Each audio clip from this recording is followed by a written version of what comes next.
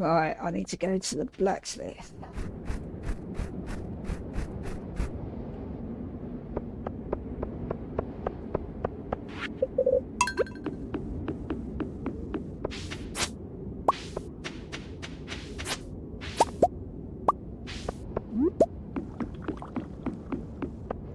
What else I've got to do when I was in the forest?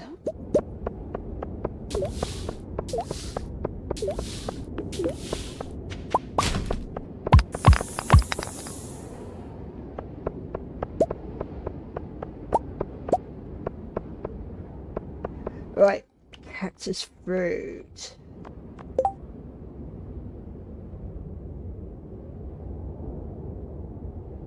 Oh no, I have plenty of them. There we go.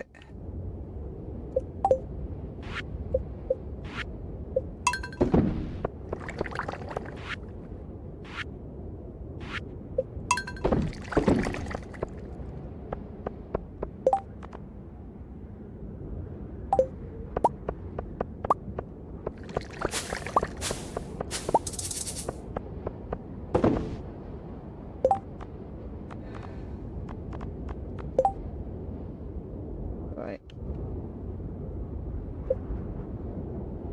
Aha!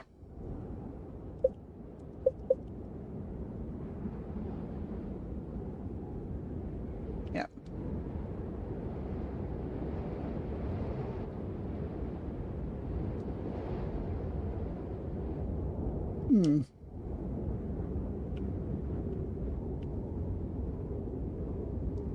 That goes in there as well. Let's try the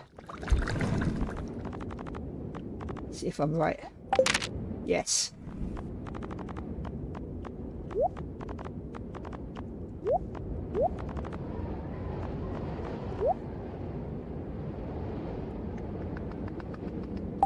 Right. Let's get up to the blacksmith and get all these lovely geodes cracked open.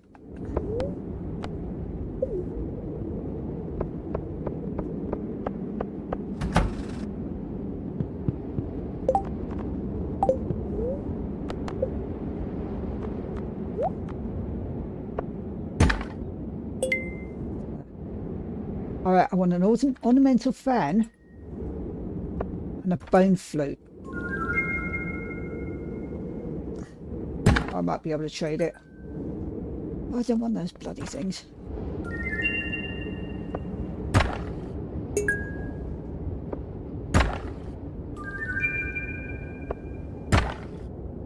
Oh, sweet!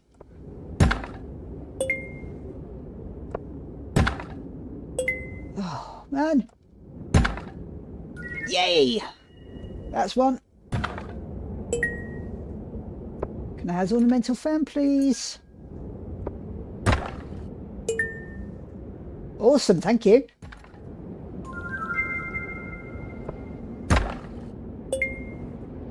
God damn it.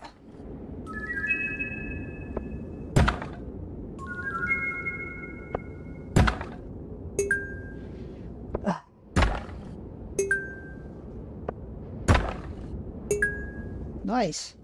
3 ancient seeds. I want the fan, please.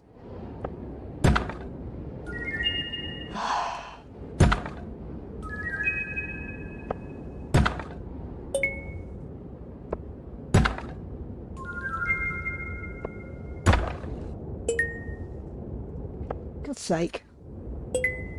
Well, that I like.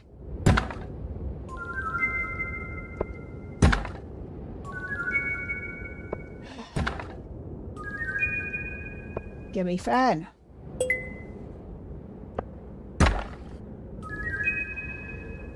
Oh, that'll do. Okay, right. Is that foraging? Yeah. So that's the one I want. So is that, damn it. Right, is that the only one I'm missing now? Apart from ocean stone. Oh, and oh Christ.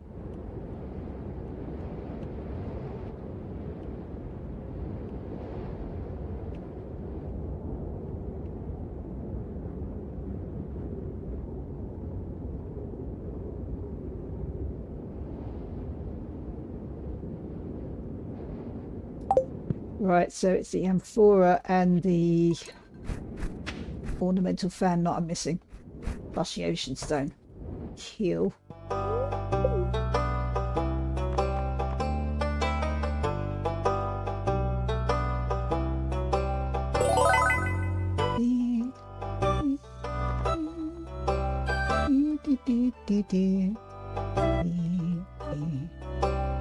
Yeah, I know.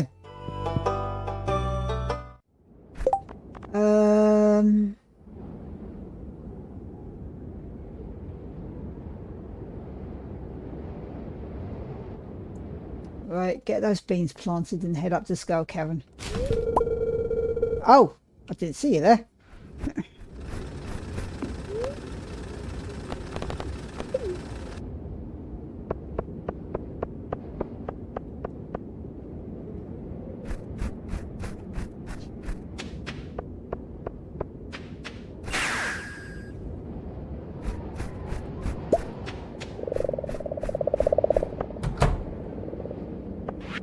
Right.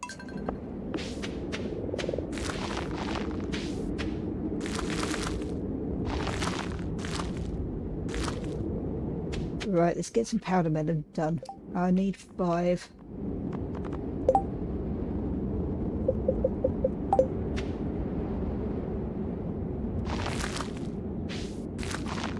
Right.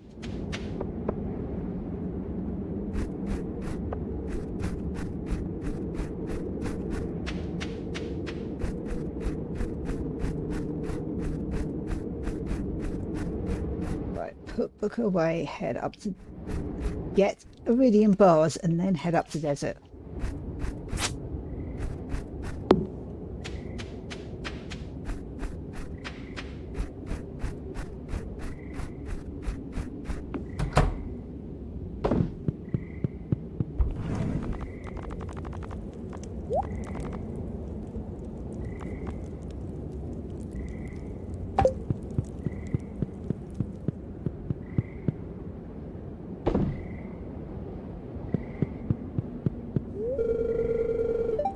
Aww.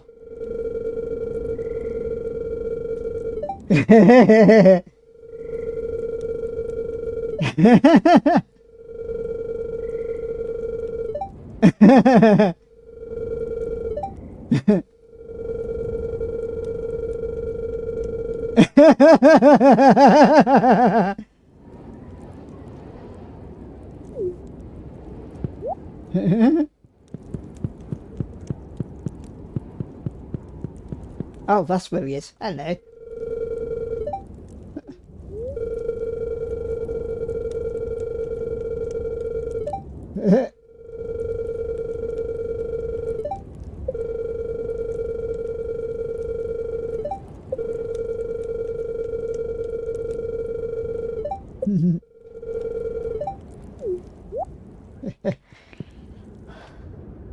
All right.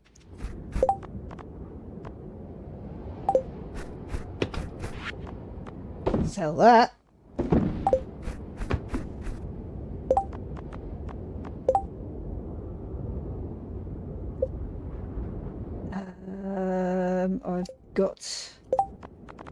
I've got spicy eels. Nearly forgot. Not that one.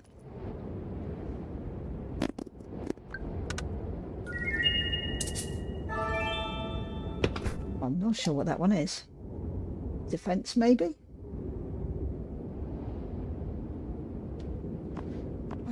Right.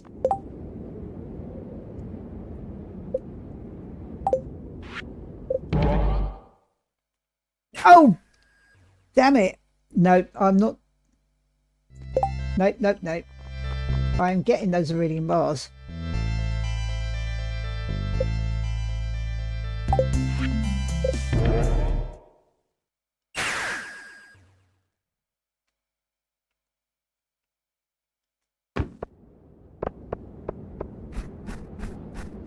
Right. Can I go along this way?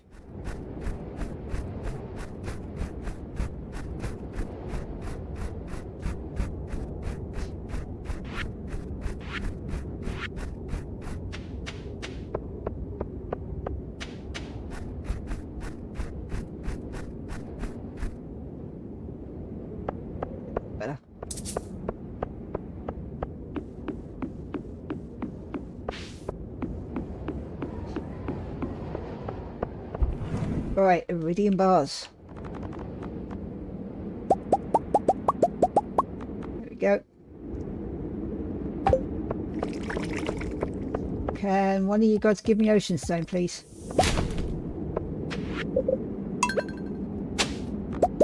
Sweet. Right. Now I think. Yes. Right, now I'm off to the desert.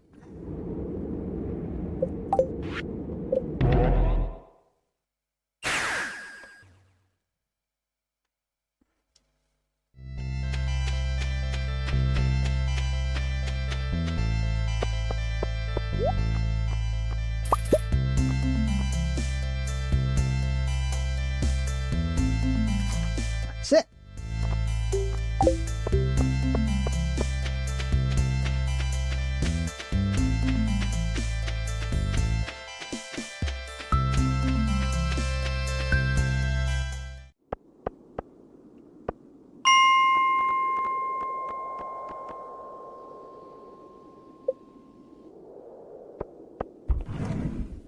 Oh, nice. Thank you.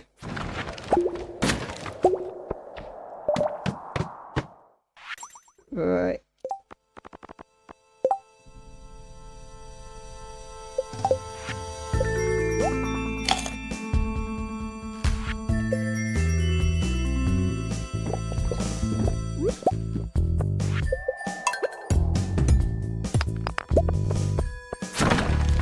Hey.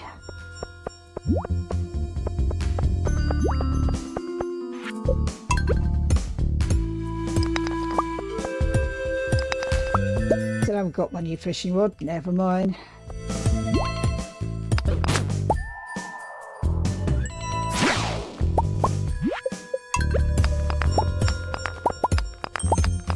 Loving all this iridium though.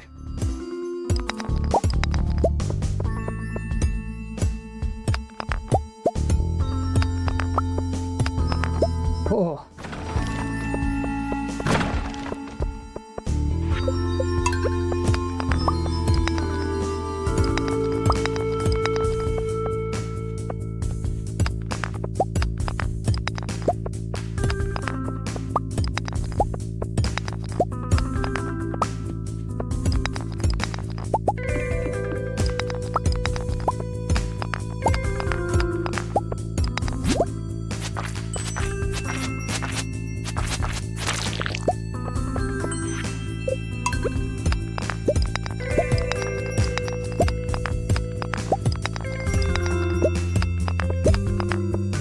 Come on.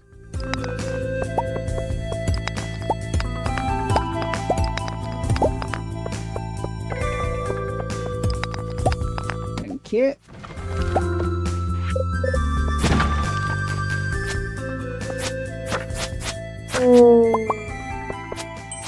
Oh, wait a minute.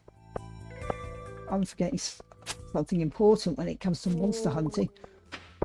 Yeah, mine.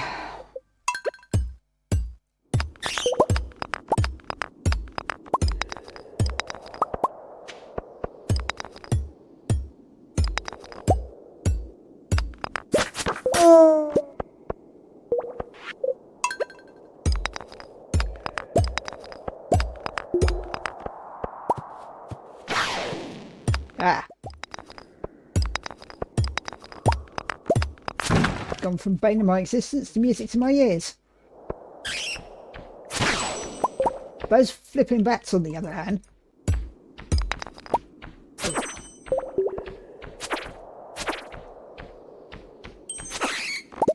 Yay.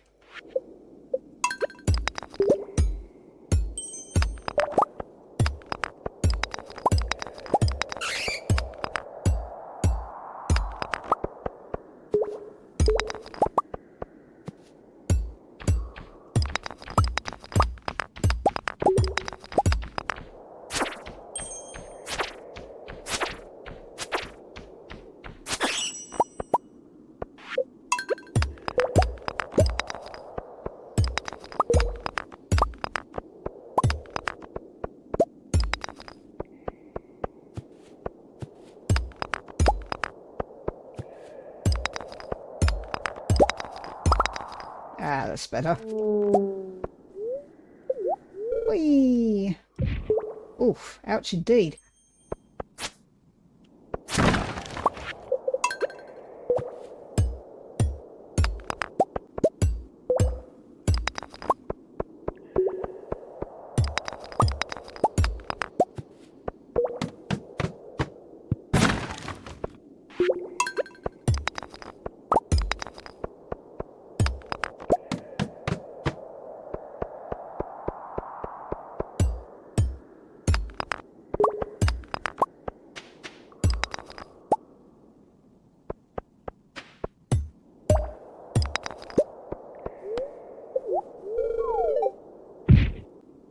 Hey. Oh, thank you. Any more goodies down here?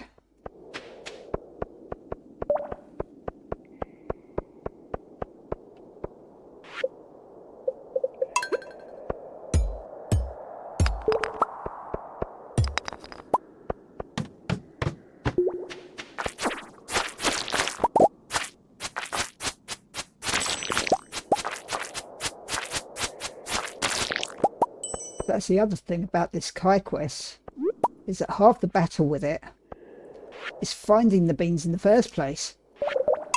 So doing things like this is actually good for this quest.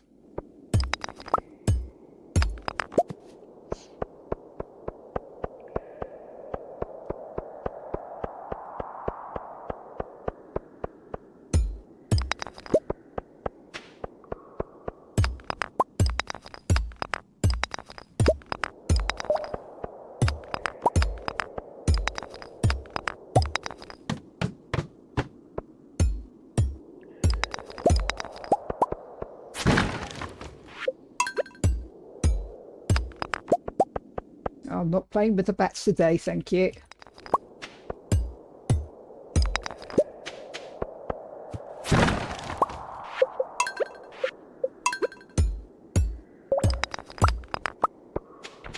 Oh.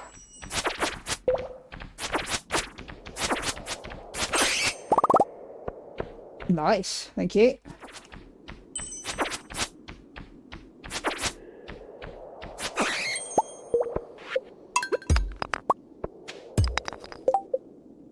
Yeah, excellent. Oh, not the bats I want.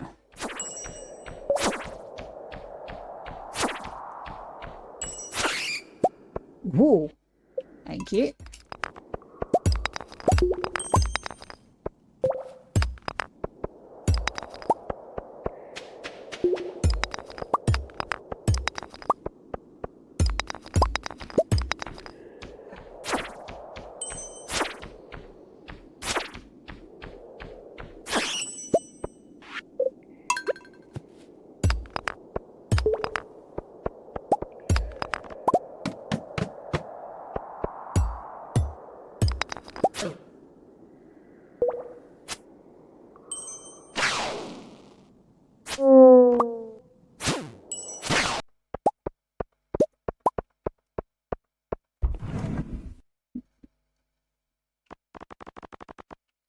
That's one to play with.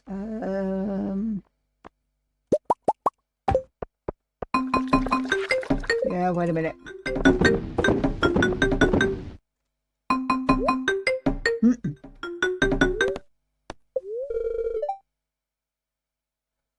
Ah. Ah, okay.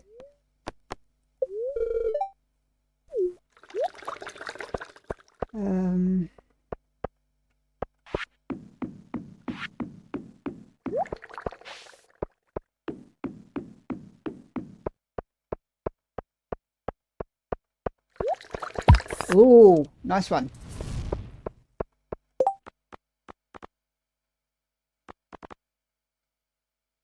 All right, I'm going to take a break here for the moment. Okay, that was quite a long break. About that. In a bit better shape to take on that Junimo cart anyway. Right, what was I doing? Have I done everything? Whoopsie. Ah, apart from the cat.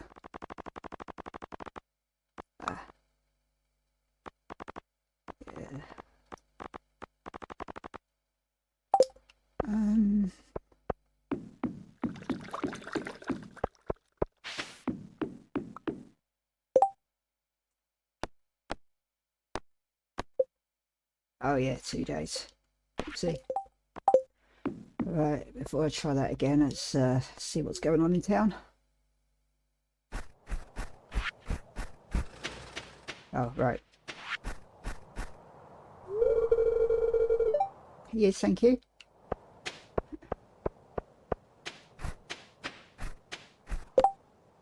Well.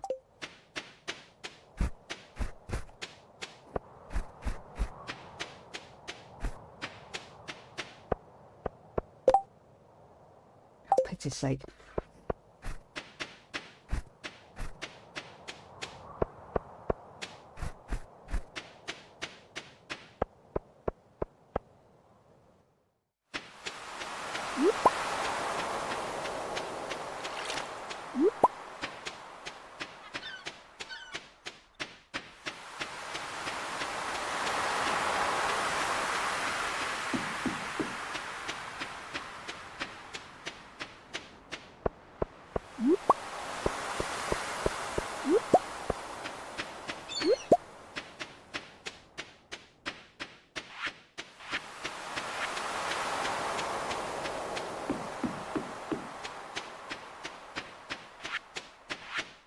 Ah, cool. I'll keep hold of that. Oh yeah, I think I need to go in here.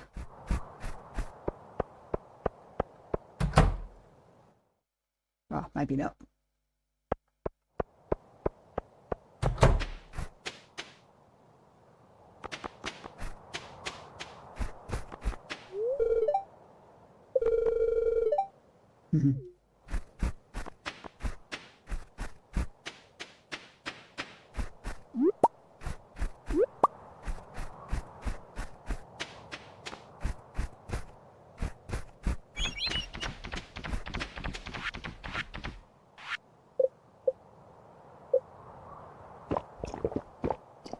Hello.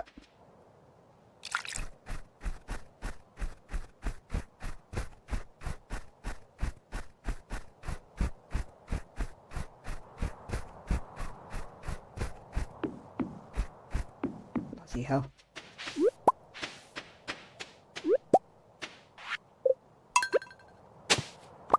Ooh.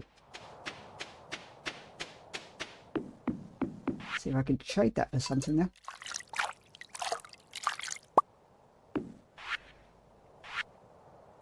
Let's leave that there.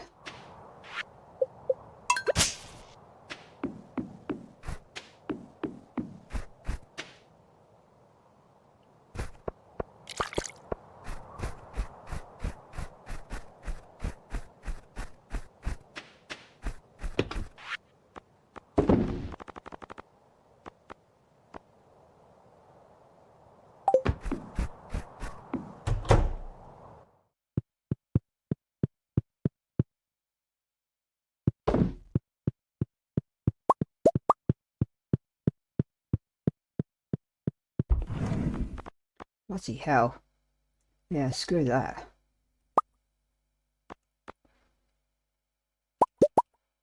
I'm just going to keep this raging wine and beer and whatever. No.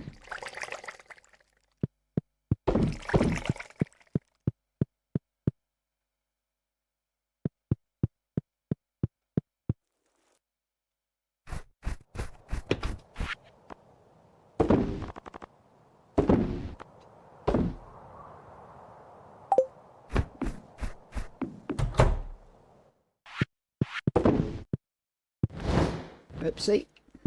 Where am I keeping the books? Is it here?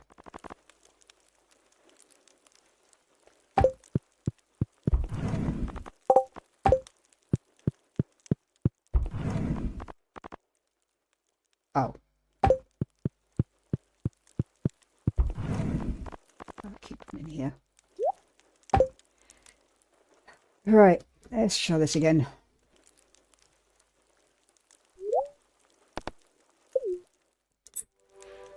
Oh, it saved my score there. Right, I've beaten Shane, but I haven't beaten Lewis. Oh,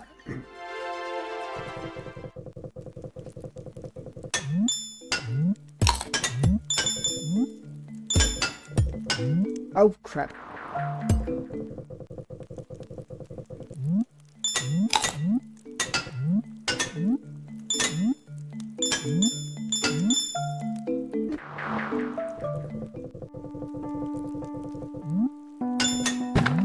Oh, crap.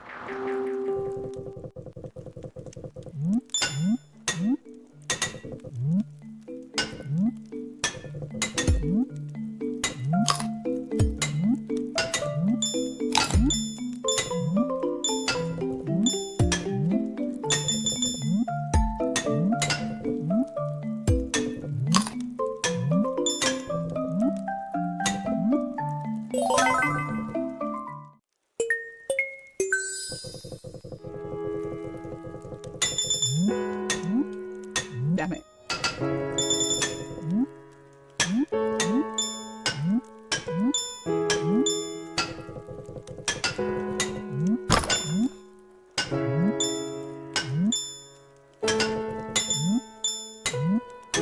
Damn it.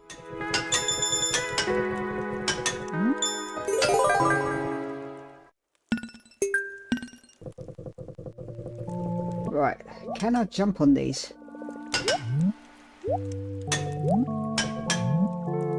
There's no way I could get up there otherwise. Oh, crap. Okay, so the bubbles don't... Well, the bubbles might hurt if... They might kill you if you don't jump on them.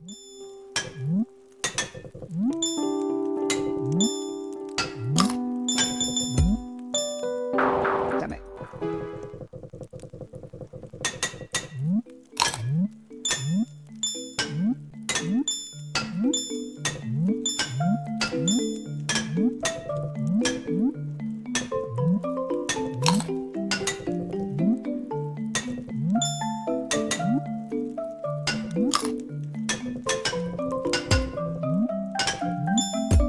Hey.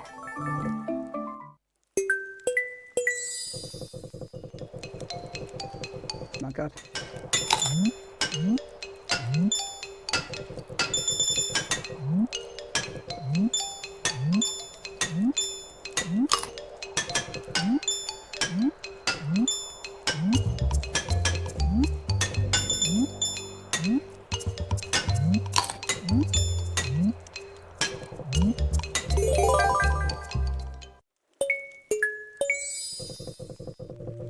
Right.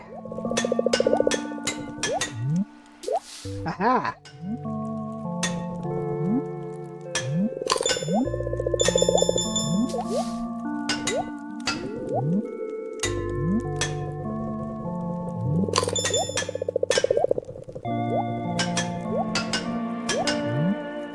Nice! Yes!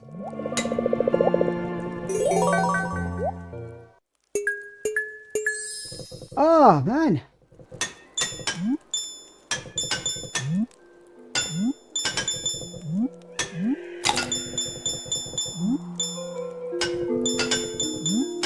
Oh, shit! Oh, I nearly did it as well.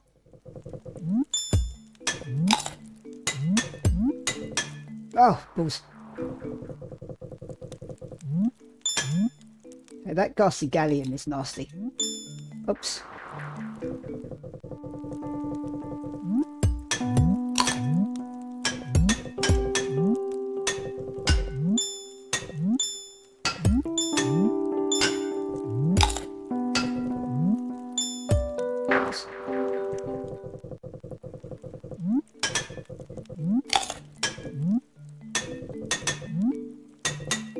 Thankfully, time stands still when you're playing these.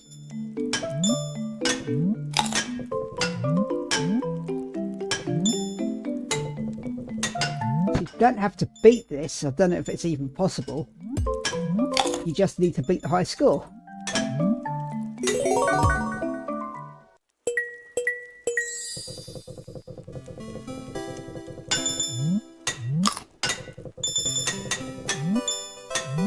Ah! Said during my last job interview that my damn it, my last job interview I had a thing where you had to give your give one-word answers to common interview questions, and one of them was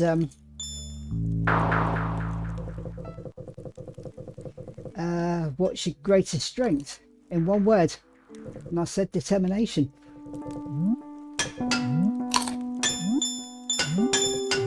Oops.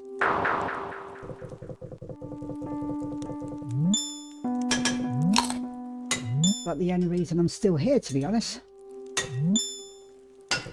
Damn it. I might have to do a Prairie King special as well if I try to get the achievements.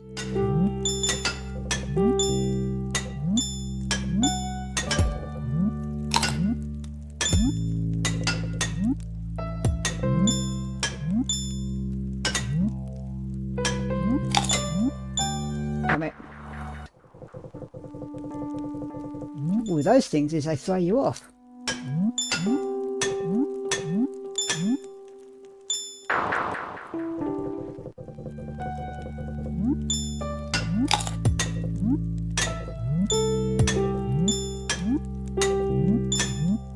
Damn it.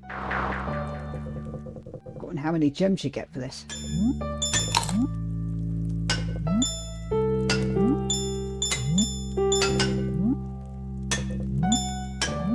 Whoops. Better be worth it.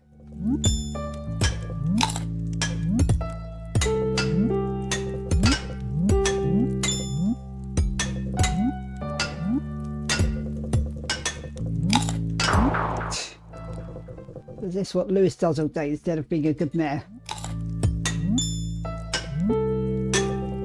Scoring 50,000 on Junimo Kart.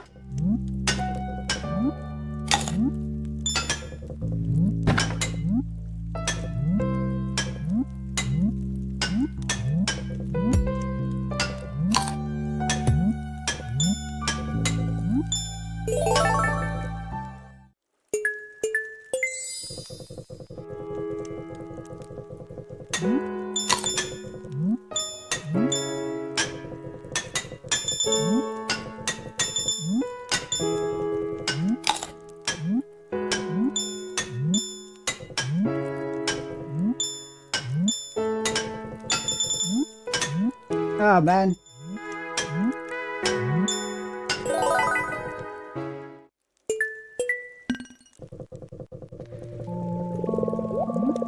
Oh my god.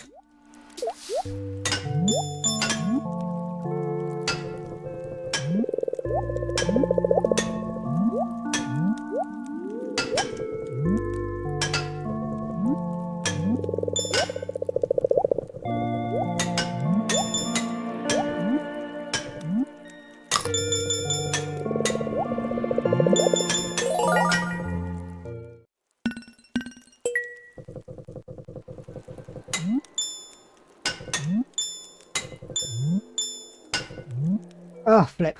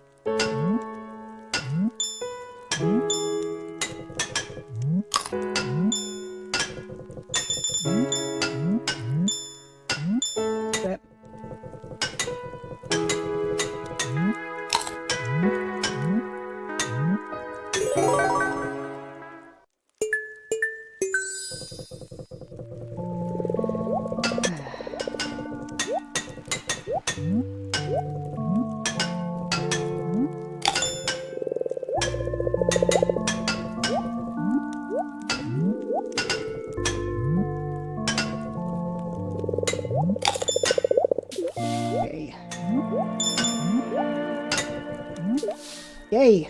Damn it! Ugh.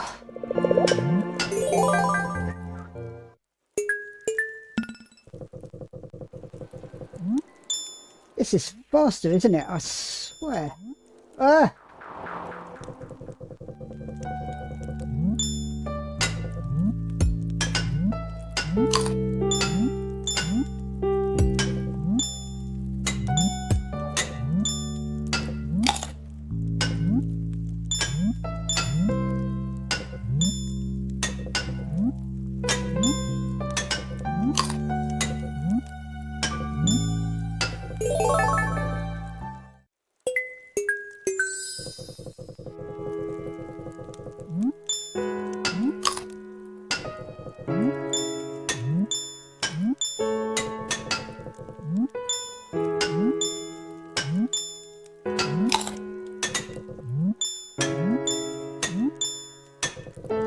Whee.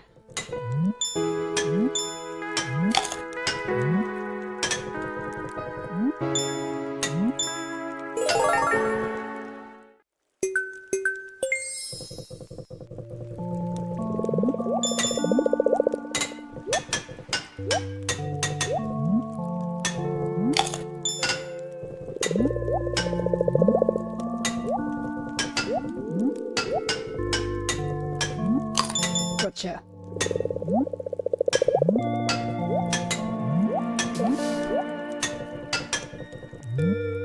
Yay!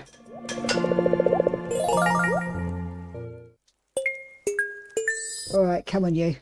Yeah, this is faster. Oh my god. Oh.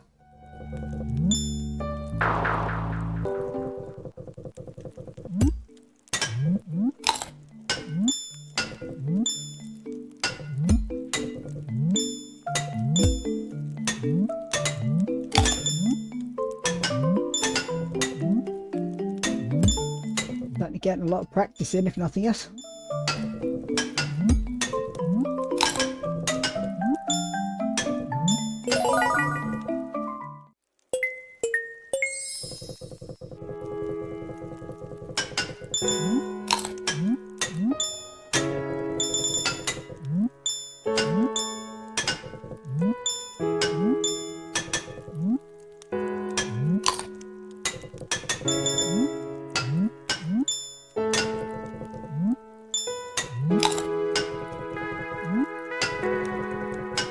Whee.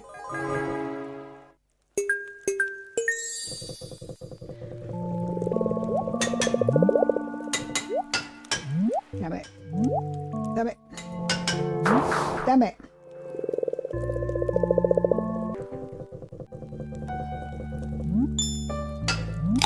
I want those gems, damn it. Whoopsie.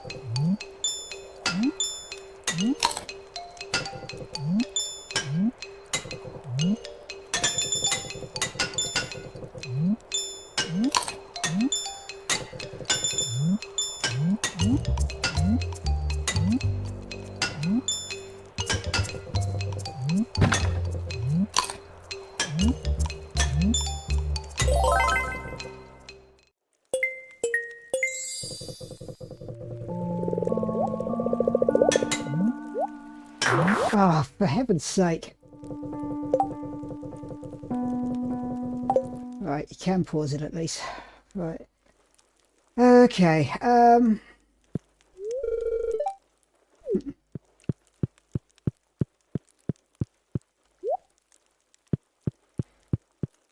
flipping hell, that game is a nightmare.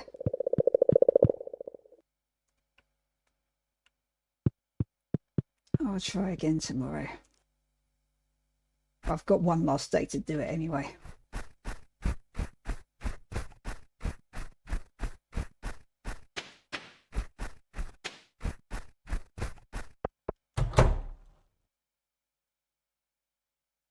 Yeah, they're staying put.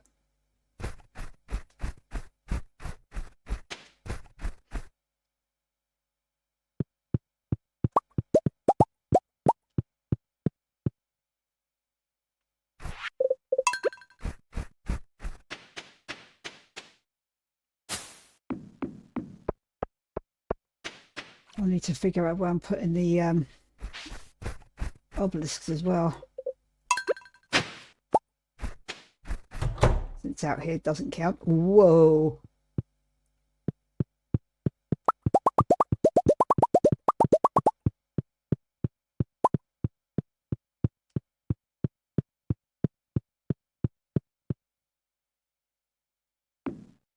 Hell yeah. Right.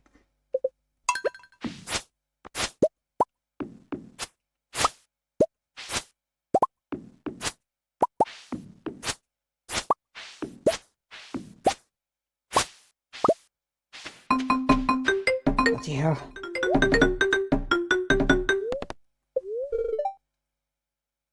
Yeah.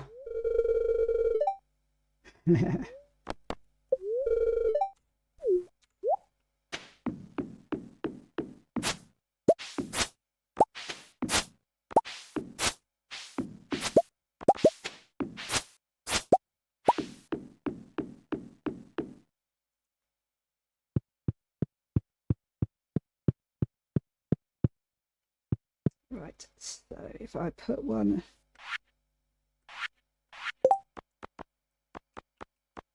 going here, obviously. Ooh. Right, so that's it.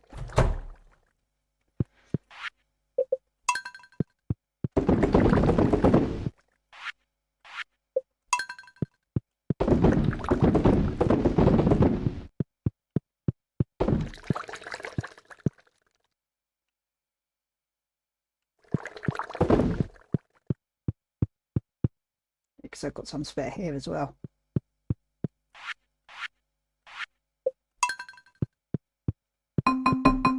Go away, guys.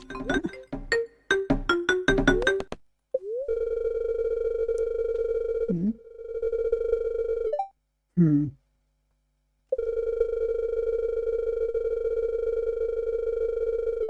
Hmm.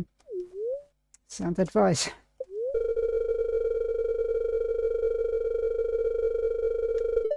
Oh, thank you. Right.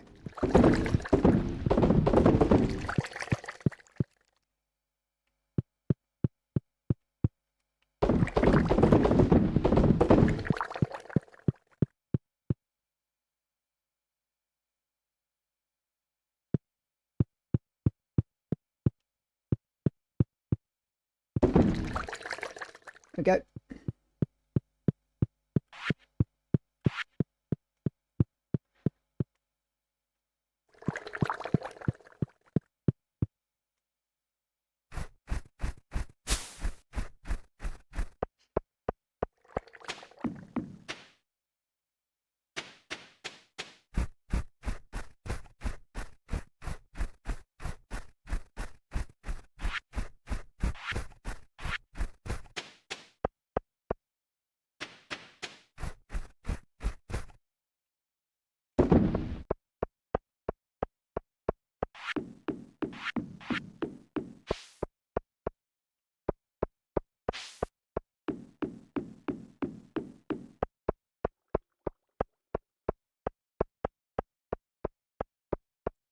Force of habit.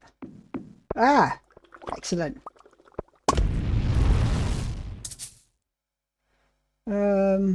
Anything else? Right, the geos are spent. Furnace. Ooh.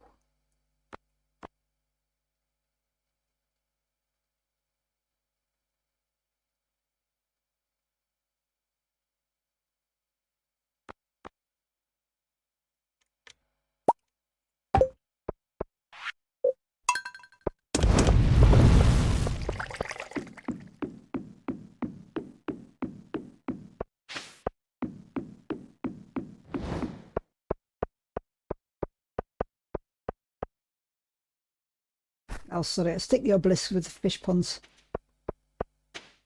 The legendaries, I mean.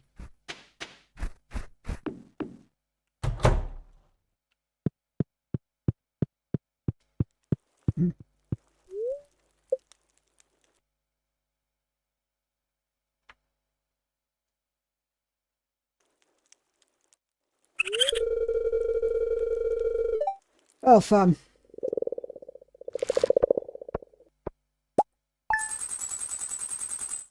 Blimey, what was that?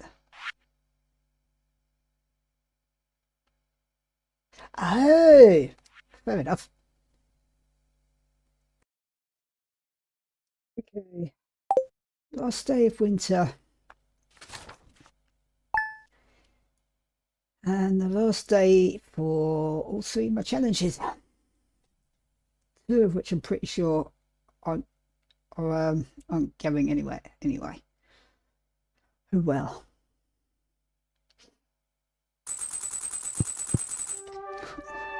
Blimey. And just like that, I'm already at 25k.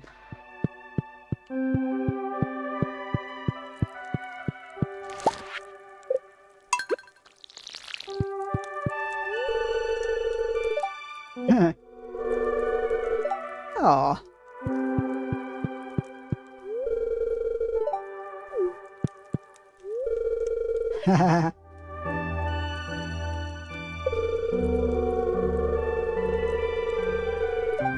Aw.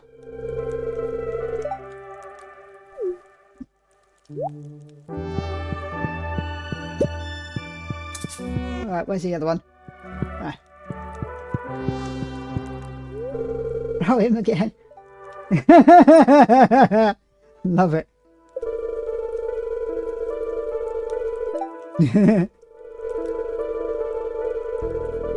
Oh, I like the sound of that. Aw. Aw.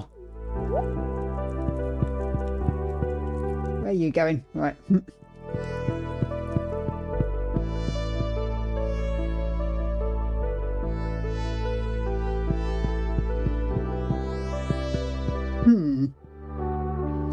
Yeah, sorry boys, well I still don't drink beer.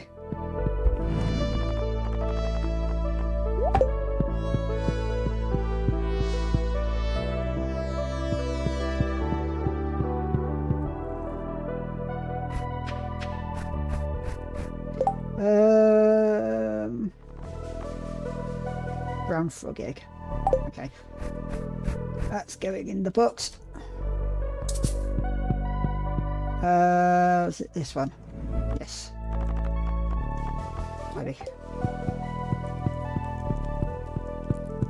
I can make that jungle tank a frog tank. Oops.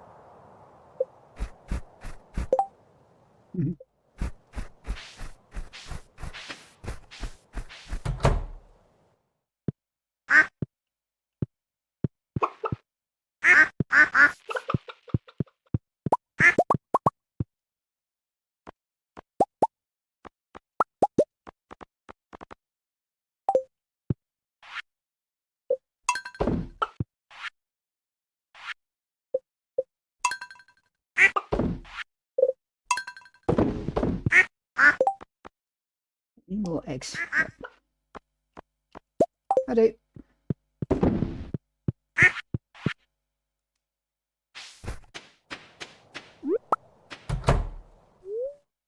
Yay! bounty. Yeah. Alright, I think we've got a full house now. Excuse me. 2, 3, 4, 5, 6, 7, 8, 9. Oh, 1, 2, 3, 4, 5, 6, 7, 8. Oh. Now, hang on a second. Right. 1, 2, 3, 4, 5, 6, 7, 8, 9, 10. Hey. Sod it. In you go. Use me. In you go. There we go.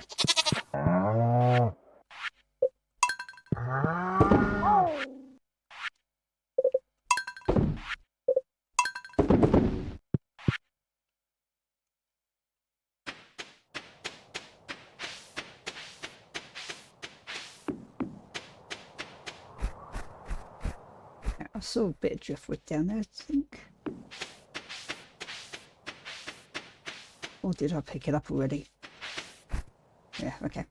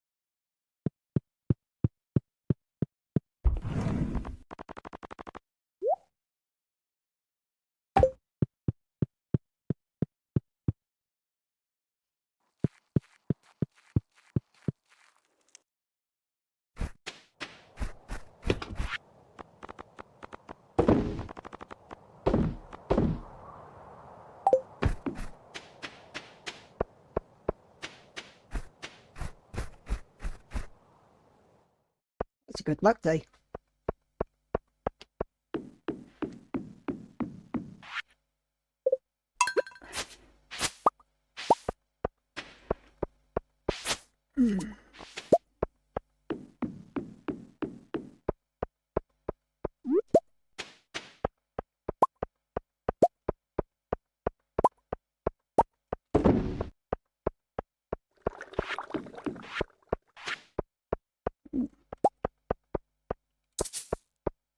Yeah, hang on a second.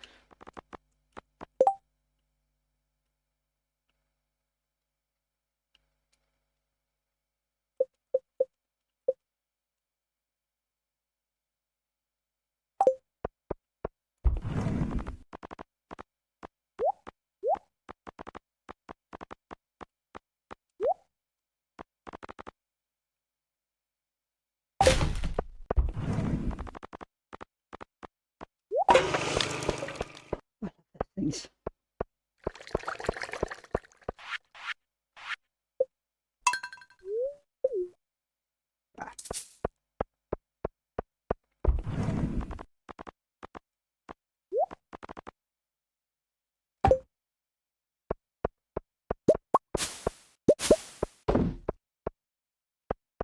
Nice. Oh yeah. That'll do me for now.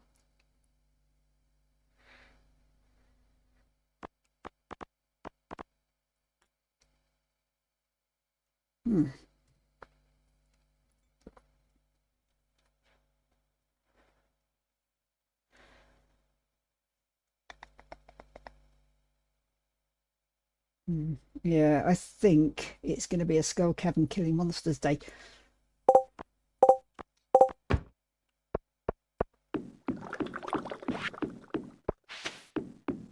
But first,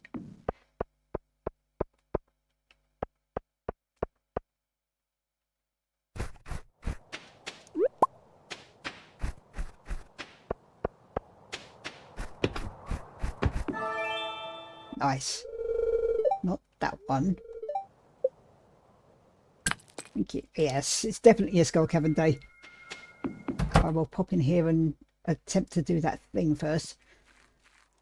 Here we go again.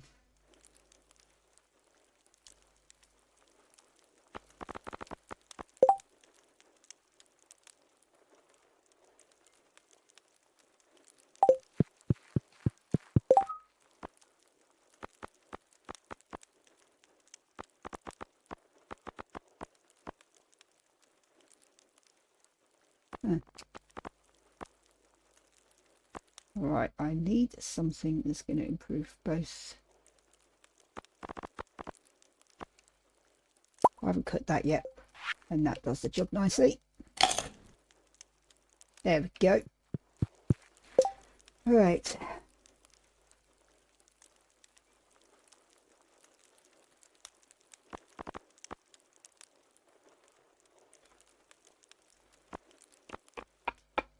Right, beforehand, let's just look back here for a bit.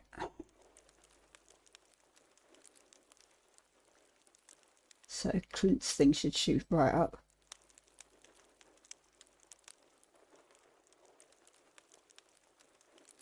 There we go.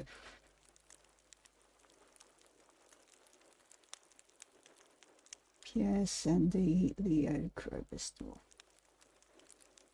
and Jazz. Kill. Yeah, it's not counting the one of them. That's annoying. Next season, when it rains, I can have a crack at catching the legend. And I can make seafoam pudding.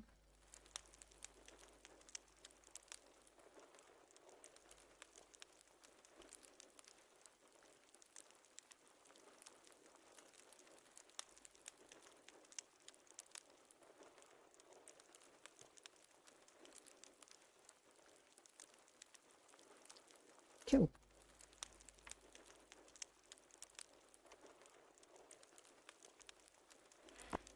Right. Oh, crikey! I forgot about that. Right, that's something else to do. Later. For now, though, let's get out of the way.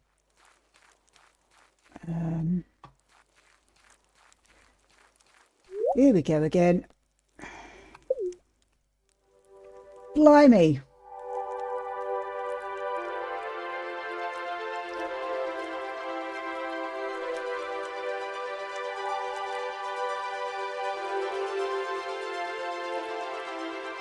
I was off by 3,000, just under. Right. I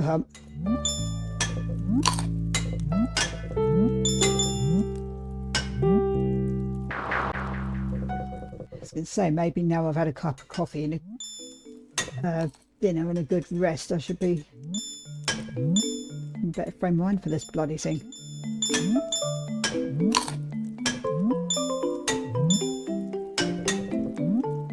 Oops.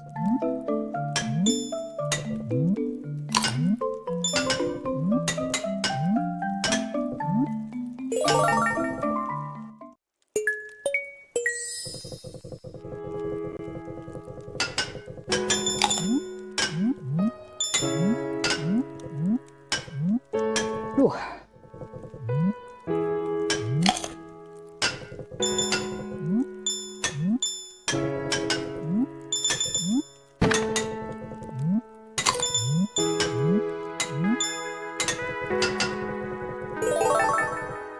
Right, this bloody level.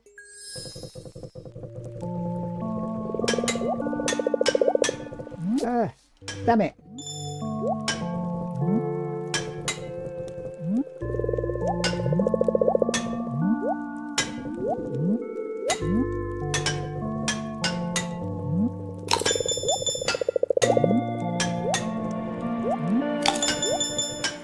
Oh, balls.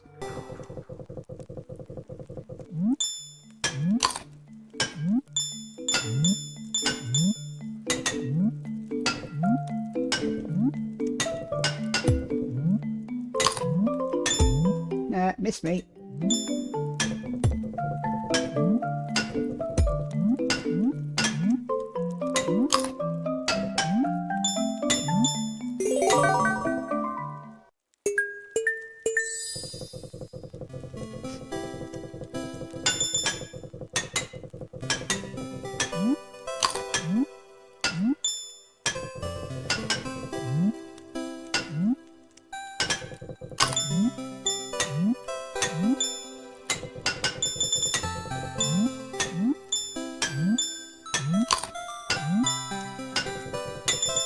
Whee! Oh, damn it. Oh, flipping hell.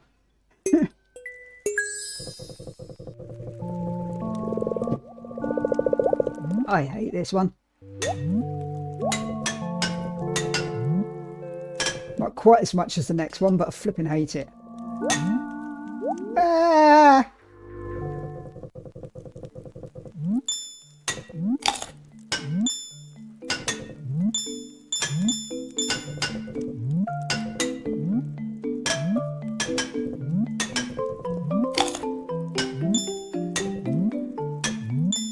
Oh, flip. Given I'm dyspraxic, I'm pretty impressed at how well I'm getting on with this now. And believe it or not, video games is actually a suggestion for how to improve your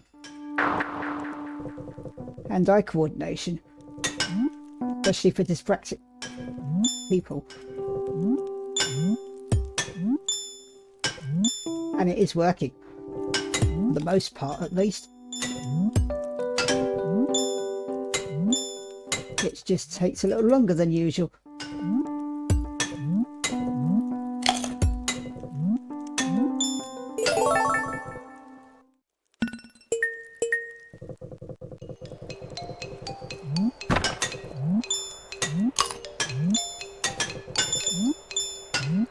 Oh, balls.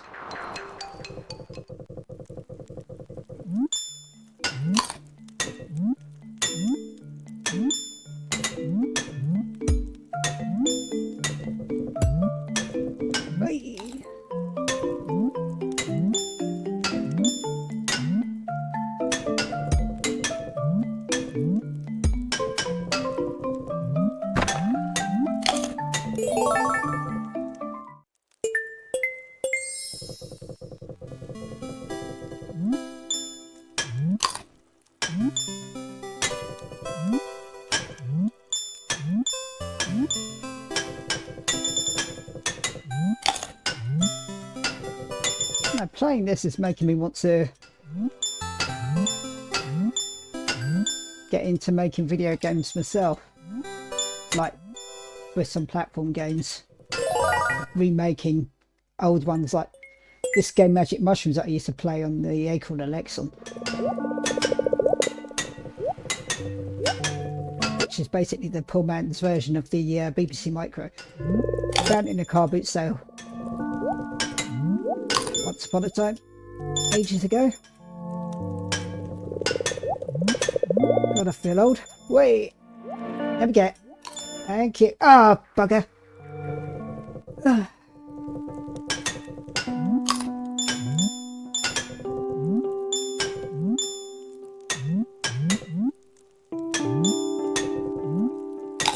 Maybe that could be a way to.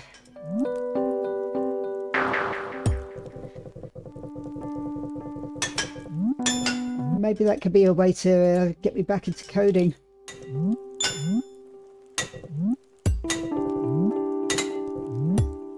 I know what Concerned Ape used to make this, and I know a bit of C#, even though I'm really rusty. I've got this Head First C# book that I can have a look at, so I can probably get it back into coding that way. And maybe that's where I've been going wrong with Web Devil this time. I don't know. Damn it. Oopsie.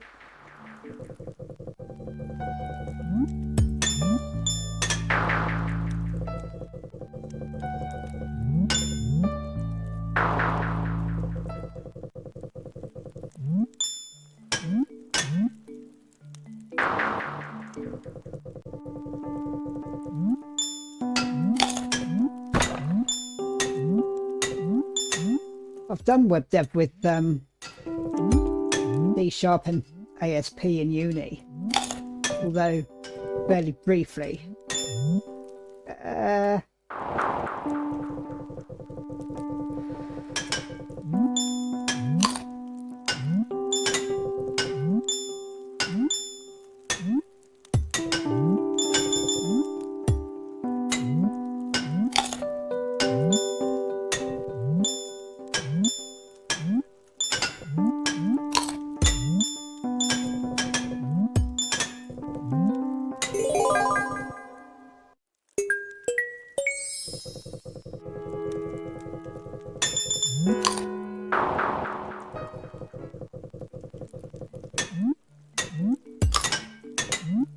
First step before getting into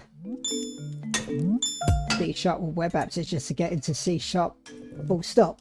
I think that's what the problem was.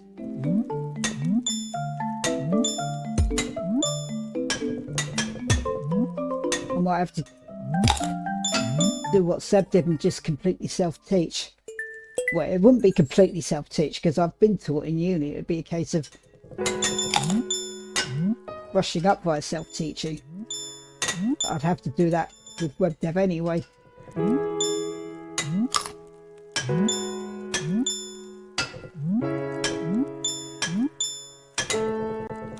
I'd like to do more responsive web codings.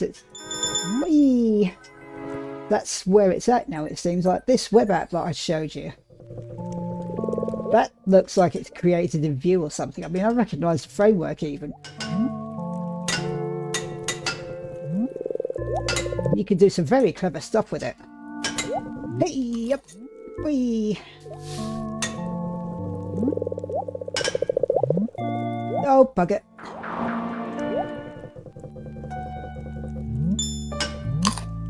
But I'd need to do a lot of...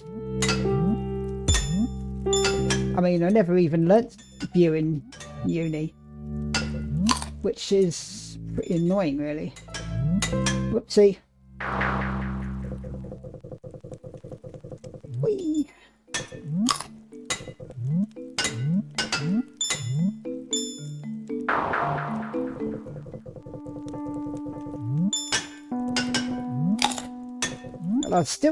I mean, I've wanted to do game dev for quite a while, but I just haven't had the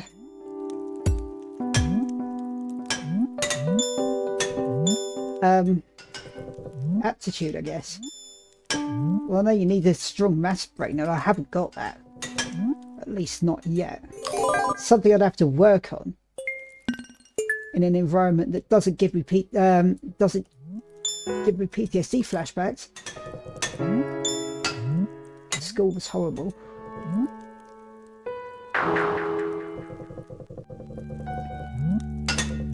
I just have to completely start again with pretty much everything with it. I mean, I've been given a whistle-stop tour, I guess.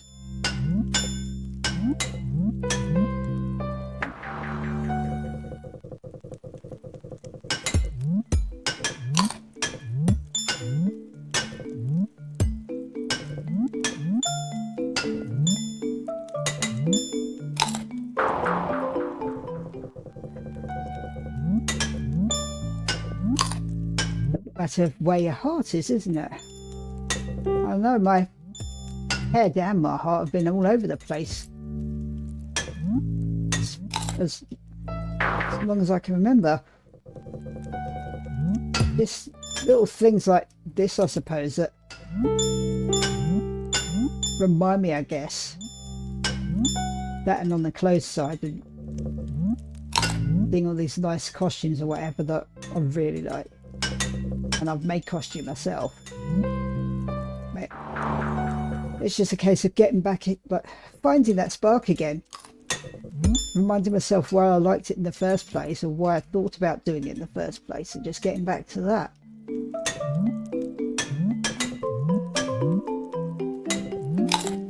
I mean, I was on my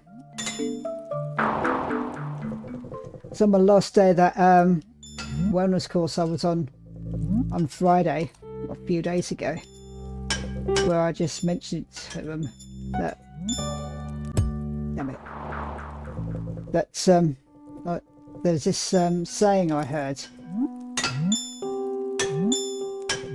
if you want to be reborn, let yourself die.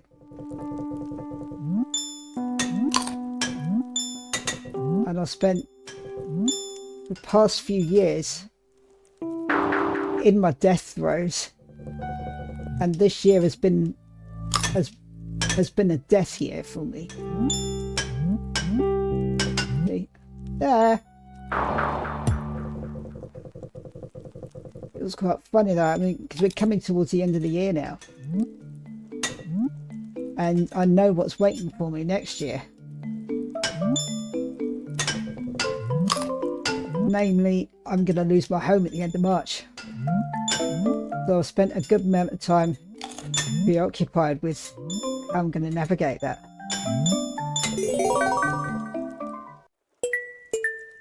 Knowing what the traditional options are, and knowing what I'd rather. And I've been considering for a while about just either living in my car or a tent. And I can't. I mean, I can't drive yet, but the money I'd save through living in a car or tent would allow me to learn to drive. Especially if my inheritance finally comes through in the new year, which apparently we'll at least hear about it then. About 1.5 years too late, but never mind. It won't be much. It won't be a life-changing amount, but it'll be enough to help get back on my feet, if nothing else, I hope. Depends how much the DWP left us with.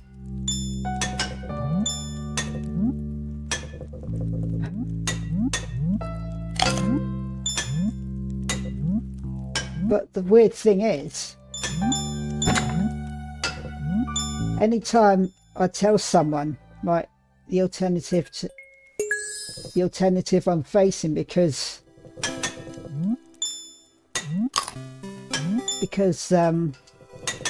British benefits don't pay you enough to live on.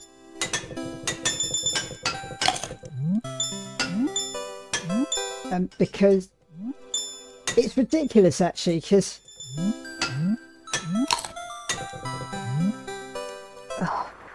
we've got this global cost of living crisis, which some countries are handling better than others. Britain is notoriously bad at handling this shit, especially with the previous and now current government, who are basically like Tory light. But things are either looking to cruise along the same as they had been, or getting worse. But crap.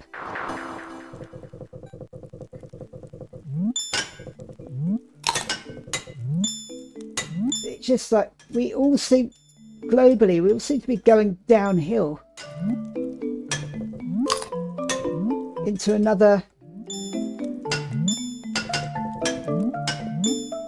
authoritarian cycle. That's a nicer way of putting it. And it's a case of, I mean, this shooting in America, where just for a change it was someone who deserved it, is hopefully the tipping point. Like people have been united in their hatred of the American healthcare system, and like CEOs there are shitting themselves now, rightfully so. Well, I hope things are going to improve in that way soon. Well, it won't be soon, but hopefully this is a catalyst that people need generally. But what that's going to look like in the interim, I mean, it's going to be a case of things get worse before they get better. It's always been been the case. Whee.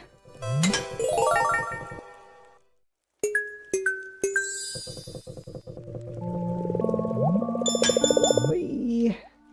Oh, give me a break.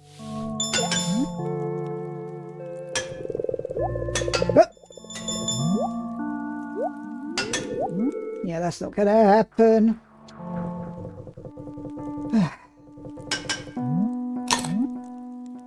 And I'm going into journal mode again, but it's just me already stimming at this point.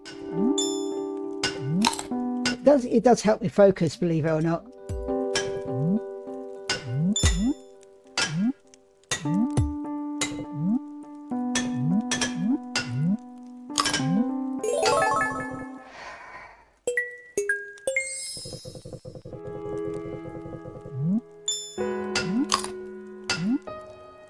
Yeah, I don't know how, when, or even if that's going to carry across to Britain at some point. I bloody hope it does.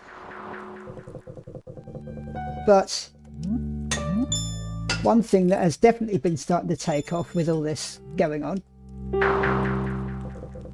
is living outside the system, such as car living or full-time tent living or whatever. But a lot of us now, I can't remember if it was this video or another one that was purely from my eyes only, but I mentioned before that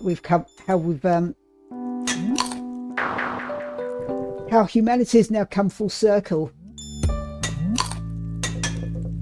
We're in like late to end stage capitalism, where hopefully this means capitalism is on its way out.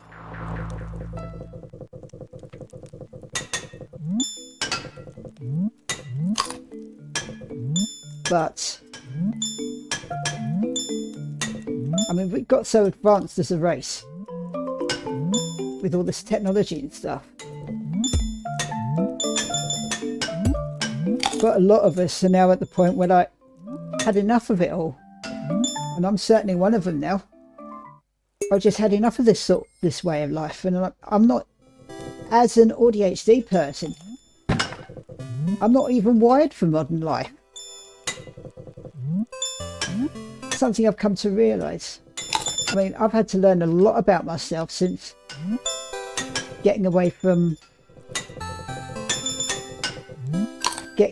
my toxic stroke abusive upbringing.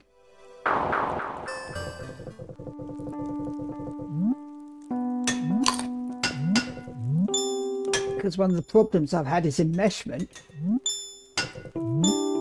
where at some point both parents have treated me like a therapist, or there's definitely some emotional incest that's been going on there. More enmeshment on my mother's side. It's like she saw me as an extension of herself rather than my own person. But I'm pretty sure the only reason she believed I had depression is because she suffered from it herself. But only runs in the family, full stop.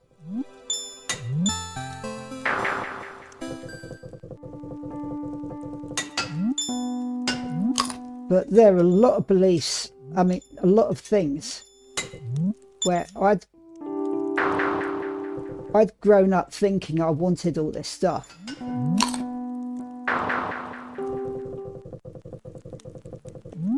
Like, it just turned out that things I thought I wanted, it was stuff that you were expected to want, like a house, maybe kids, good paying job.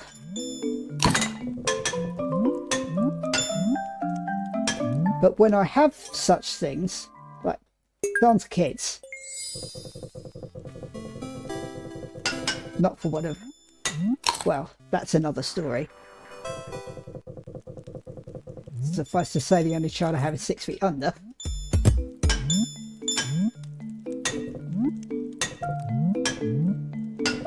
But all this stuff I thought I wanted.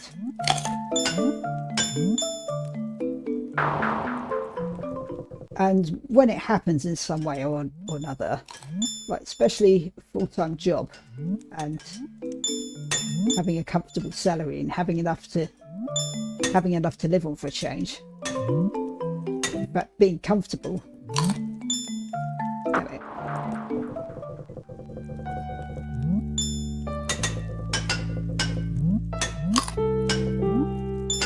And I mean, yeah, in modern society, we all need money to live, unfortunately. This is in modern society, you know, the one we're all expected to participate in. And I think we're all conditioned to embrace it, in the point that we have dream careers. We aspire to things like owning a house, getting married or whatever. It's taken me a lot of work, and it's been a very, very long healing journey, partly to firstly realise that what I grew up with wasn't okay in the first place. Second, to figure out where my parents' thoughts ends and where my own begins. Because the problem with enmeshment in particular is that you have no identity of your own. Like, you think you want things and it turns out to be what your parents like or want. Damn it.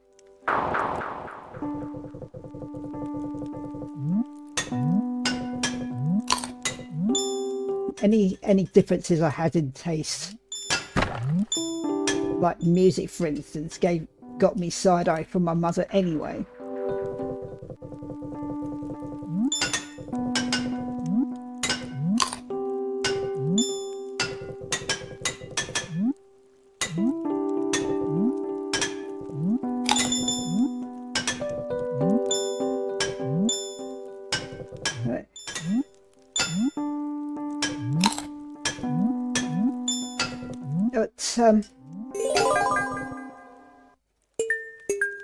The longer I've gone without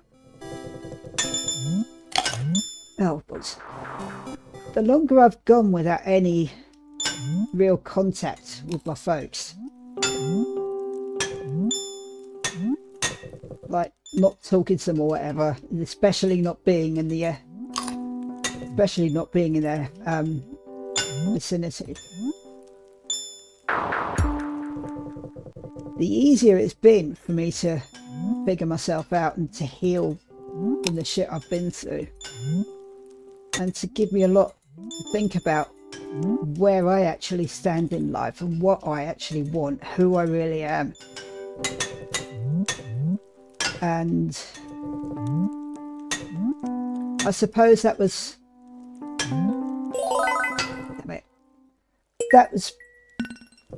possibly a part of what led to burnout in the end. I know work was definitely the catalyst for it all coming down.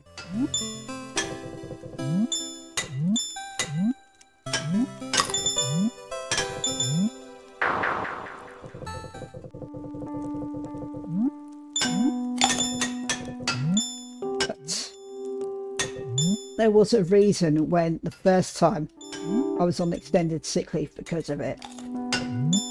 I thought it might have been just everything. I mean, like, I've gone through multiple therapists over the decades, and I've slowly been able to talk about more and more of this stuff. And I think this is probably down to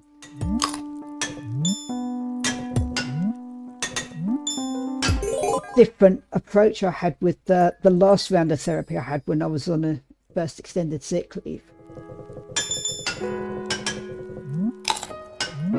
Not just with the trauma therapy that I had, but the decision I made after tons and tons of research about it to use magic mushrooms as a therapy aid. And I was very open with the therapist about it. And she obviously can't officially condone it, but she knows someone who's written papers about it. So thankfully, whee! Yes.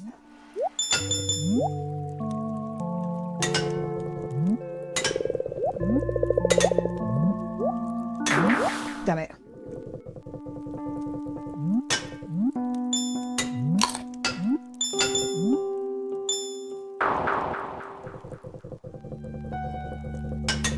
But that made a humongous difference in my healing journey.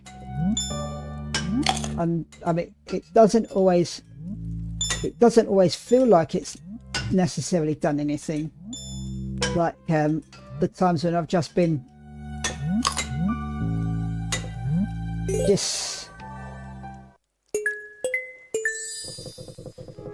it feels like I've not felt, damn it, it just felt like a lot of the time like I've not felt up to doing anything other than bed rotting, as they call it.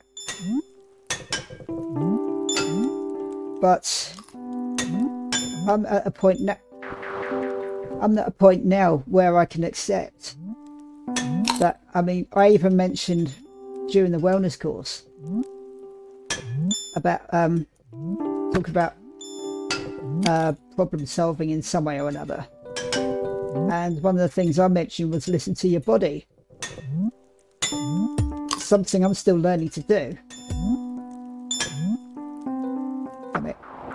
But I have learned now to tell myself, if I've spent all day just asleep, it's probably because my body's needed the rest.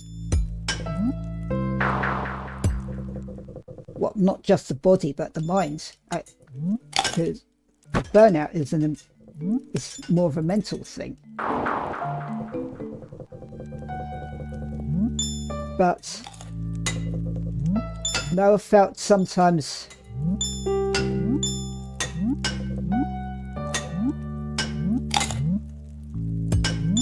like there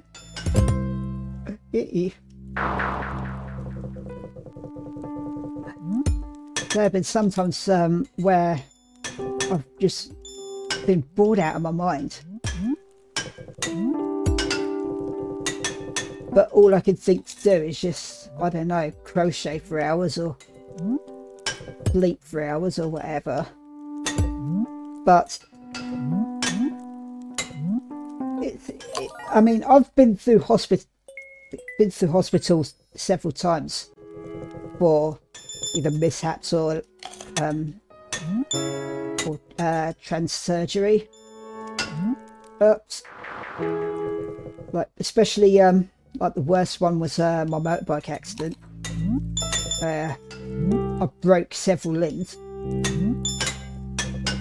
despite being in full protective, well, say despite being in full protective gear.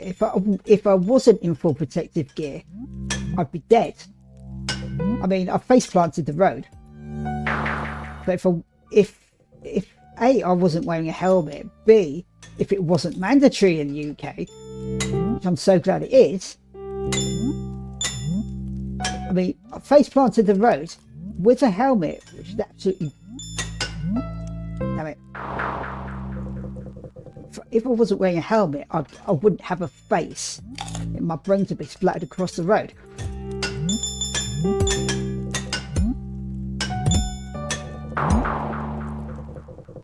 And if I wasn't wearing the gloves, I wouldn't have fingers left.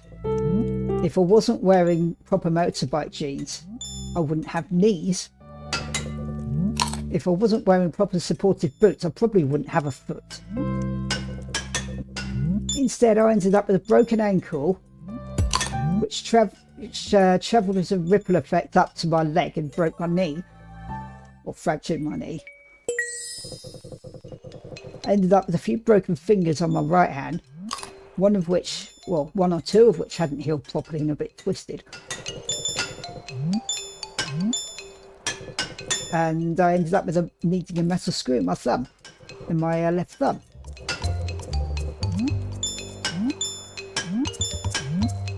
So for the first few weeks when I was recuperating at a friend's, I couldn't use either of my hands very well. So yay. So it's just that sense of, damn it. Yeah, it's that sense of you're out of hospital now. All you can do is recover at home and take it easy on yourself. Like, don't remember your healing. Don't push yourself. But because of that, there's not much you can do activity-wise, so you're just bored out of your brains. And that's how I've been feeling at home. Like, not physically unwell or anything, but mentally unwell. But because it's not all that obvious what it is I'm having to recover from, I know, it just feels a bit weird. Like, I have to remind myself that that it's as though I've come out of hospital from a bike accident. It's a similar sort of thing.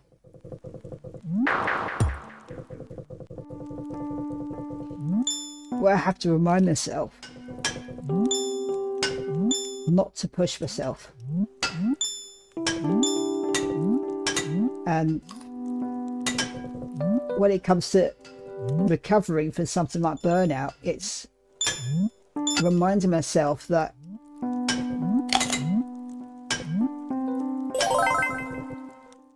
like there were times when I've gone back to look at my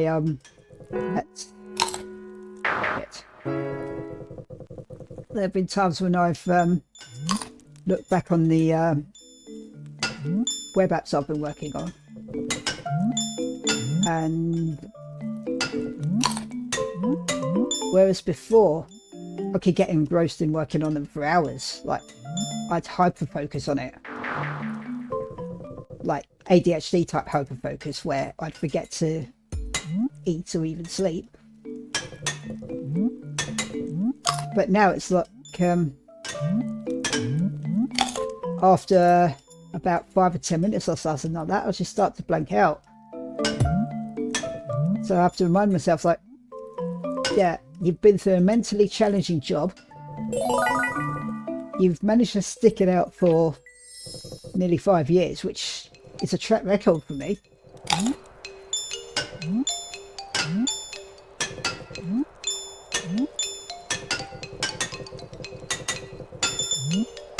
Damn it.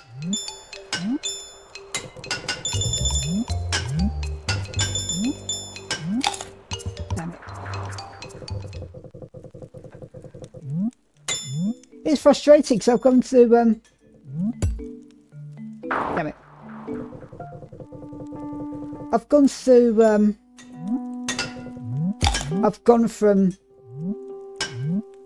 finding code fun to not being able to concentrate or focus on it for more than about 10 minutes. And it's very true. If you don't use it, you lose it. And I have been losing it, which isn't a great place to be. Damn it.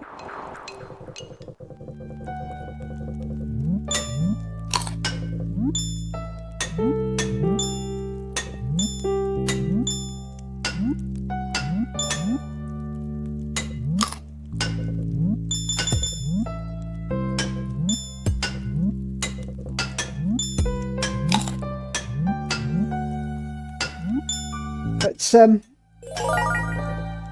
I mean, despite still mentally recovering, I've obviously still got the desire for it. So I play something like this and wind up like I would like to do something like that, and still thinking about how I could get back into it or what I'd need to do for it.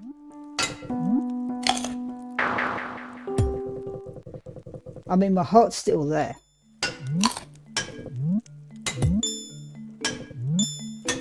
Difference is when I went through uni for my web development degree, I wasn't diagnosed with anything apart. Yeah, I got diagnosed with dyspraxia while I was in uni, but that was it. I didn't get diagnosed with ADHD until about over a year with my last workplace. The only reason I qualified for support at uni was with depression.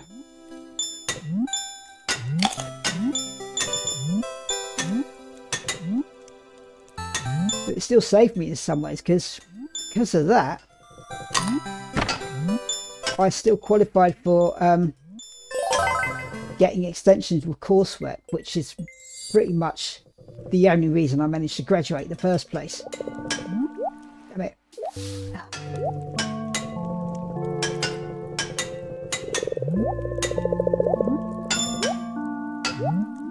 No. Damn it.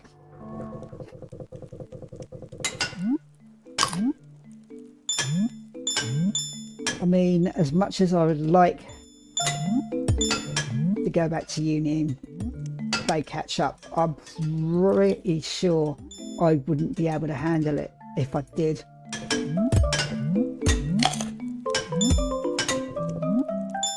Apart from the fact I'm in enough student debt as it is.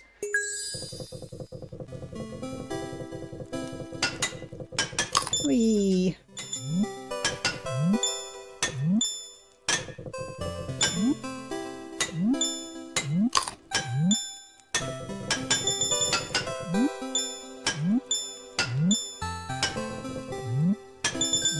Ah, damn it.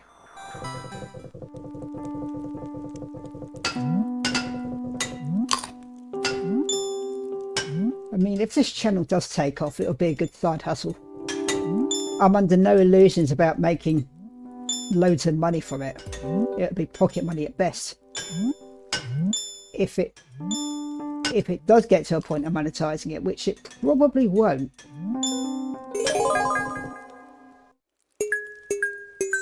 Unless with my story run it takes off and I'm pleasantly surprised. But that would be it.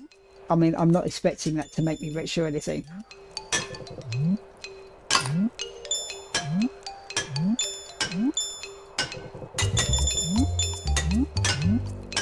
What it is doing is keeping my mind a little bit active. Well, sort of. Well, the video editing certainly is. I mean, it's a nice creative exercise.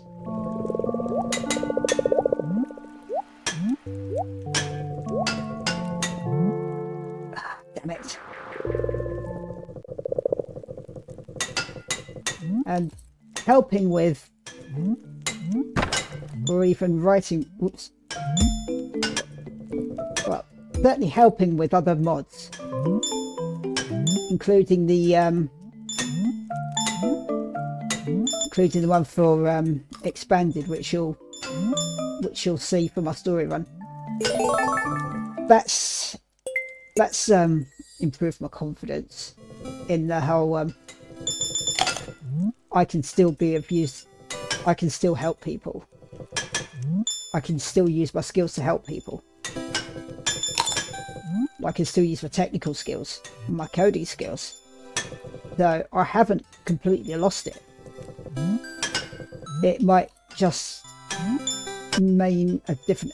I need to take a different approach to it, whatever that looks like. And that's the thing at the moment, is what does that look like that I need to think about. So I'm not Ah, you get... Never mind.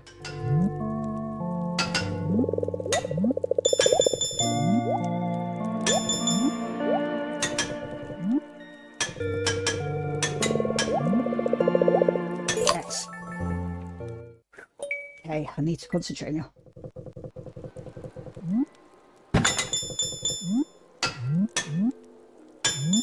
Oh, you bugger. Never mind.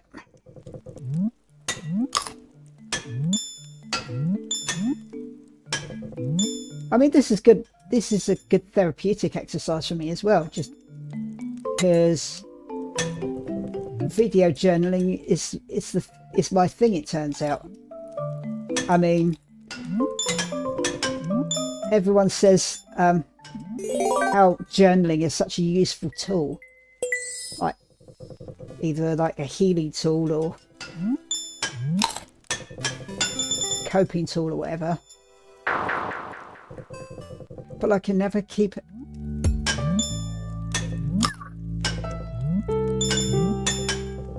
I mean, I can never keep up with written journals. I don't know if it's just that, I mean, it just takes a lot more effort to interpret my thoughts from like transferring from my brain onto paper in a way that makes sense.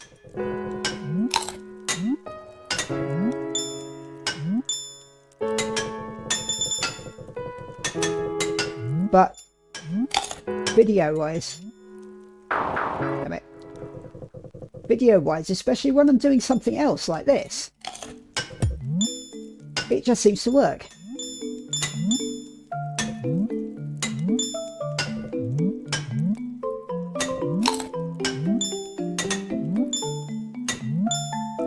And when I was doing my story note videos, which are the ones that just for my benefit, I was playing a lot of Prairie King, and I was doing a lot of journaling using that. So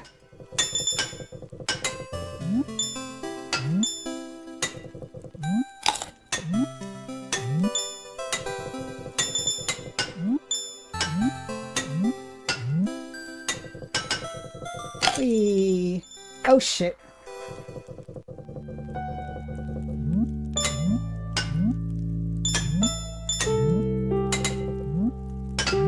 Ah.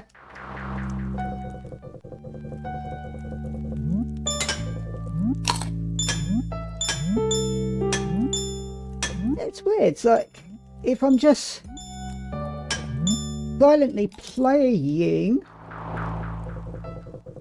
then I just start to drift off and lose focus.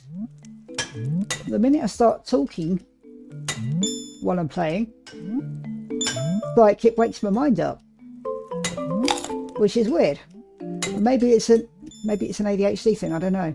It might even be an autism thing. I don't know. There's a lot of overlap between the two, as well as a lot of differences.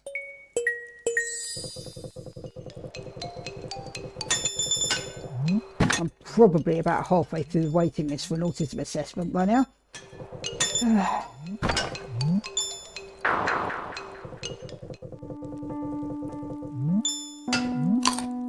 Just waiting times in this country is ridiculous. I know why. Because the government have been silently or not so silently ripping away the NHS resources. Because, I mean, we're not stupid. We can see what they're doing. They're trying to put it in a position where we're like, well, the NHS has run so bad, just make it all private and have done with it. Which is a dangerous slope to slide on, because that's how you end up with sleepwalking into an America type health system.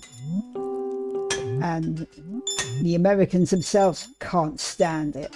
I know for a fact that even just researching for a story I was writing many years ago. Yeah. I was writing an American story. But as a British person, I didn't know how things worked.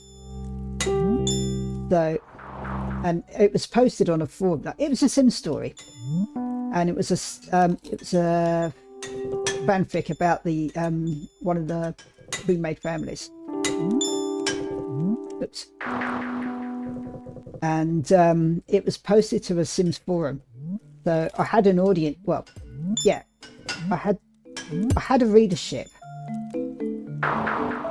They were regularly leaving comments, and it was getting quite popular actually. People have loved my writing, which is nice. But I was told by one or two of the people there that one of the characters ended up in a hospital, and one of the readers was like, "Don't forget, someone's going to have to pay for this." So I was like, "What? Okay." Did my research. I was absolutely horrified at the state of the healthcare. Like, people regularly bankrupting themselves to pay for medical debt. So I was like, "What the bloody hell?"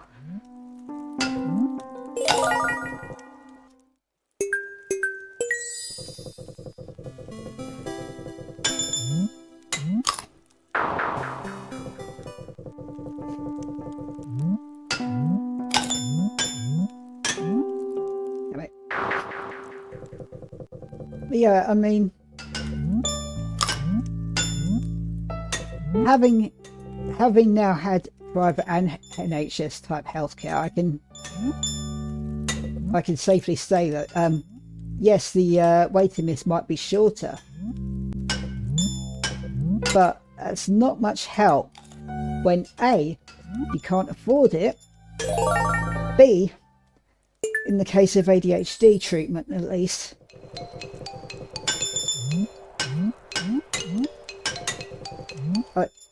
GPs aren't there used to be this thing called shared care, where your GP would take over routine prescribing of treatment after being diagnosed and titrated privately.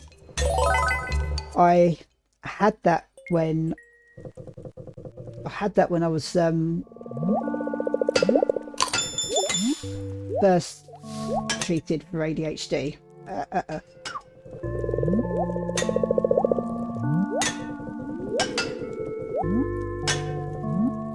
Damn it. And it was working fine, no problem. Damn it. So when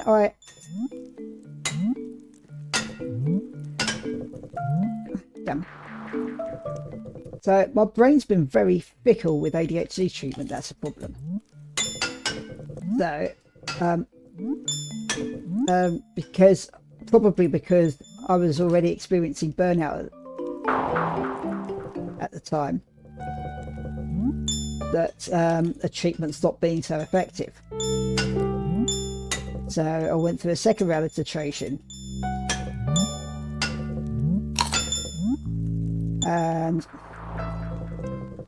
as before, went to the GP with the form requesting shared care,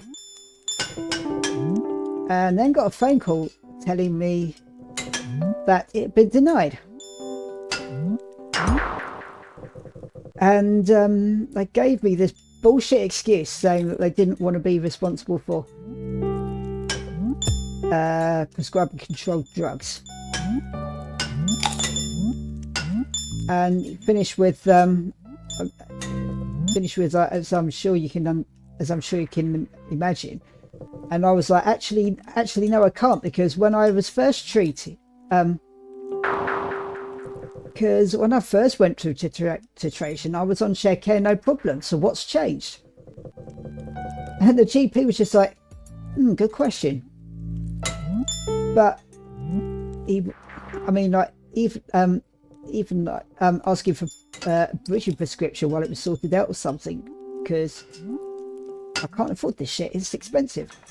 And he was like, no, sorry, you're gonna have to either continue paying for private treatment or wait for the NHS, and I can refer you to the NHS private pathway, which means having to go through the whole diagnostic process all over again.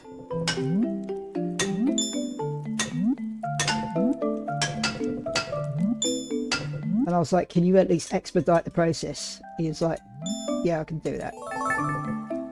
Still haven't heard anything from him, of course. But it's just frustrating as hell. The only difference I can see, that all of us can see in fact, is that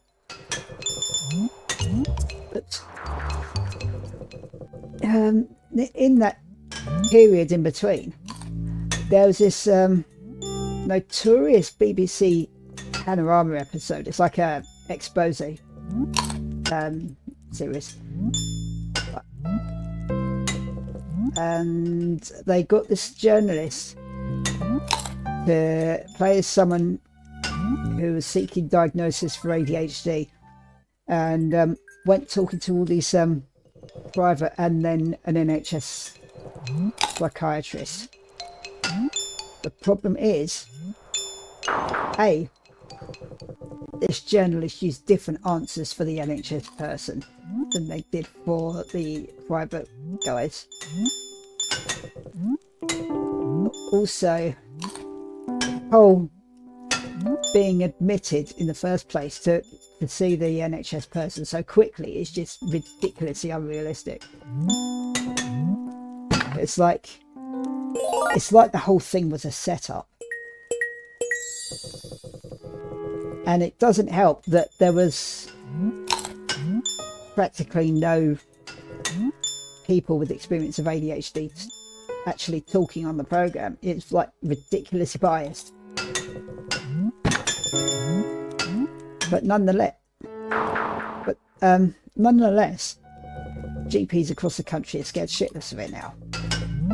One GP admitted to one Redditor that was literally why they were doing it, is because of the Panorama episode.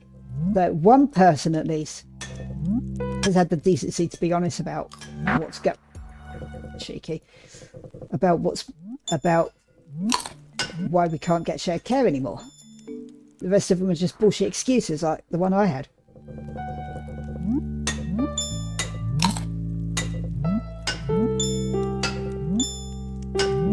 And the worrying thing is, this seems to be a trend that's continuing with other maybe controversial, divisive treatments like trans treatment. I've had there's been people saying they can't get shared care or can't be prescribed hormone treatment now, which concerns me because I've personally run out of HRT pills, and it's showing as unavailable on my list, on my GP's web app thing. I'm hoping I can just ask them for a refill and it'll be no problem. That's what has been happening, at least. Although interestingly enough, they don't do routine blood tests to check how my hormone levels are going or anything.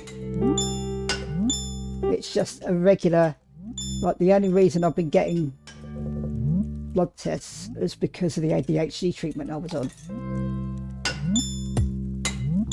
not for the HRT I'm taking, which I hear is a thing now as well. So I'm just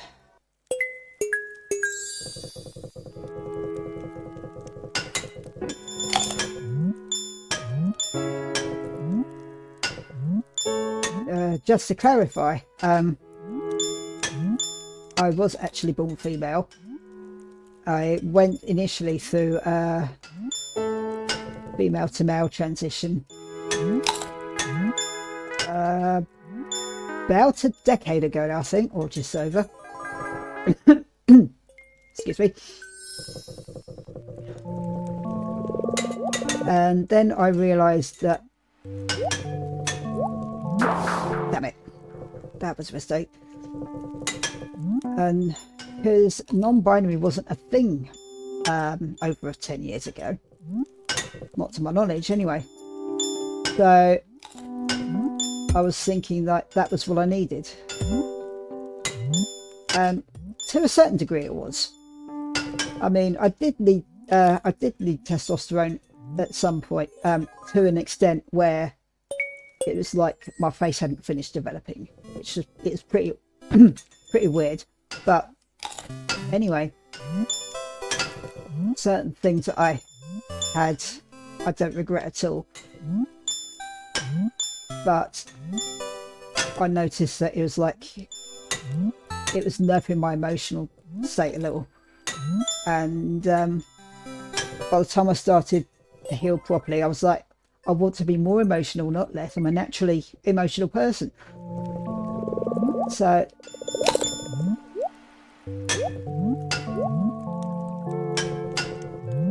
I did decide then to come off tea and go back on estrogen, because by then I'd had a hysterectomy. So I can't produce my own estrogen anymore. So I need, damn it, I need estrogen pills to avoid the whole developing osteoporosis.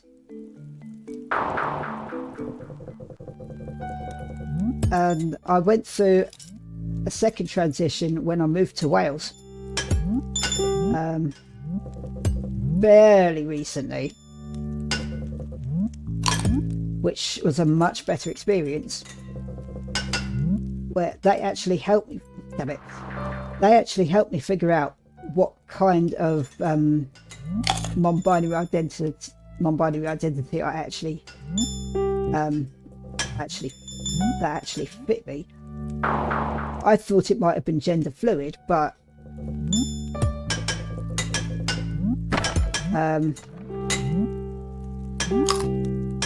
turns out agender fits me a lot better.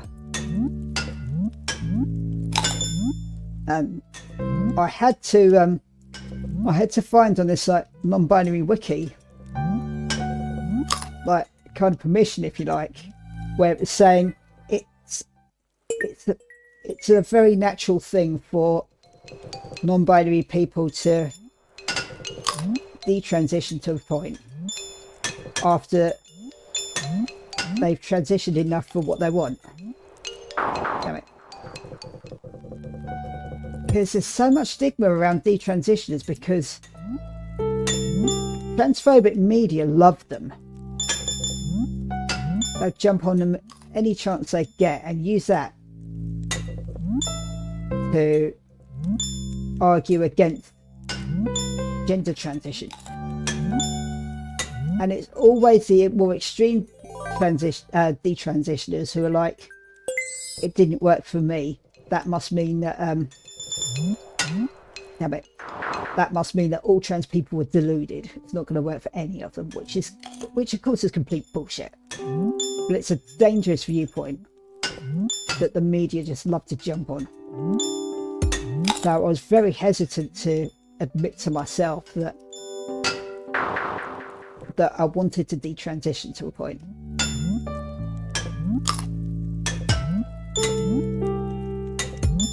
But that's where I am now, basically. It's just like, I suppose you could call it female to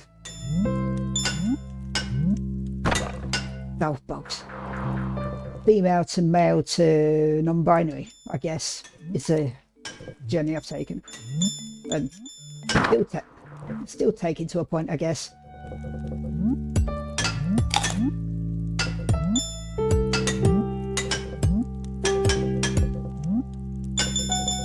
Anyway, I've gone completely off track again.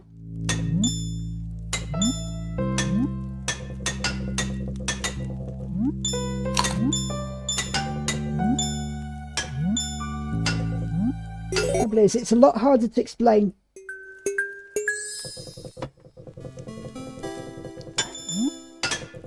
It's a lot harder to explain non-binary to people. I mean, it was hard enough to explain my first transition to my folks.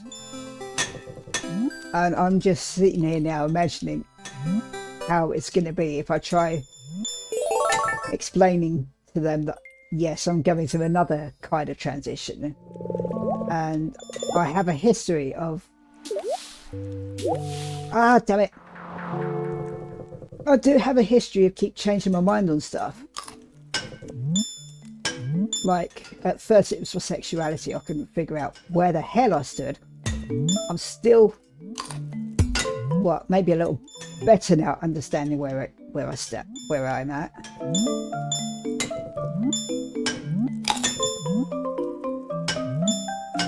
I mean, I'd heard of I kept swinging from bi to lesbian because I couldn't figure out how I felt about men at the time. And on a trans forum, it said, one of the people said once, if you're in the wrong gender role, specifically about sex this was, but if you're in the wrong gender role, then of course it's not going to feel right. So that was kind of a light bulb moment. And it has been found a lot that people's sexuality tends to change, for want of a better word, when they're going through transition. I think it's more a case of once you feel more comfortable in yourself, you can have an easier time figuring out what your sexuality is.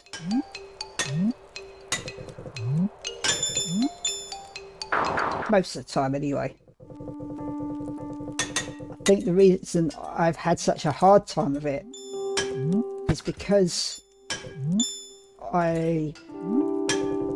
it's taken me so long to come to a place of knowing what I actually am, and well, where I feel more comfortable.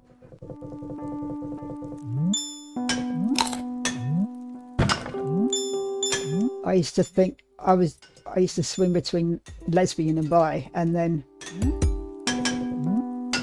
it was settling on bi for a long time, and then I heard that pansexual was a thing,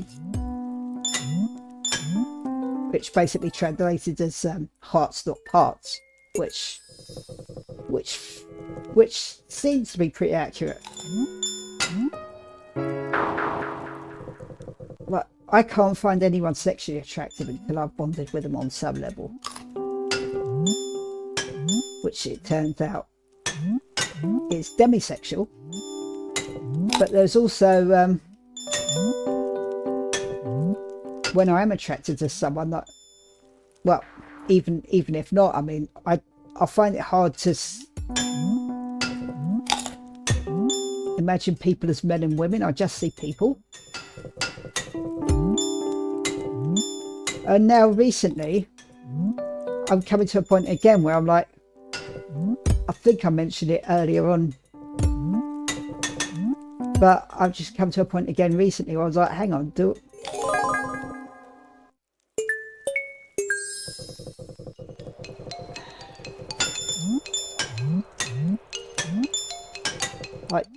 I like women at all, or is there the unknown factor because I've not had much experience with them, or is it again another case of not being with not being with compatible people? I don't know, but I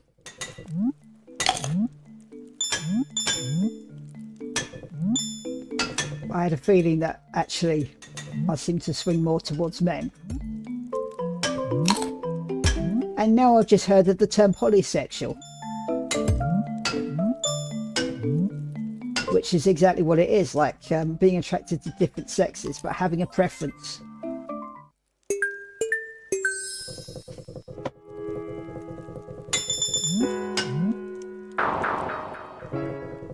whole thing's just been confusing as hell.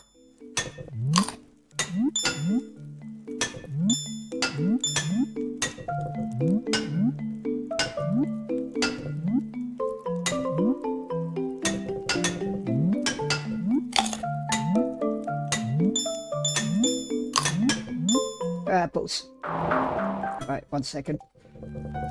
I really have to disappear for a bit. Right. About that, I forgot to put the bins out. Here we go again.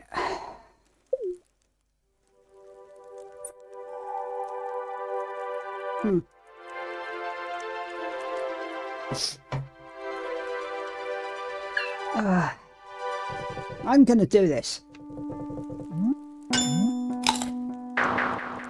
It's like that.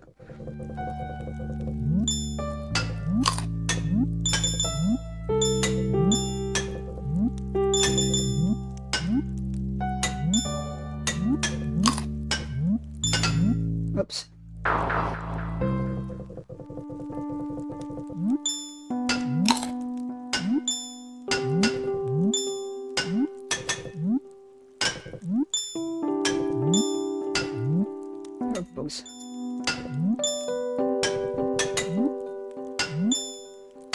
I might do a separate clip of this just called Junimo Kart journaling or something. That's pretty much what this has been.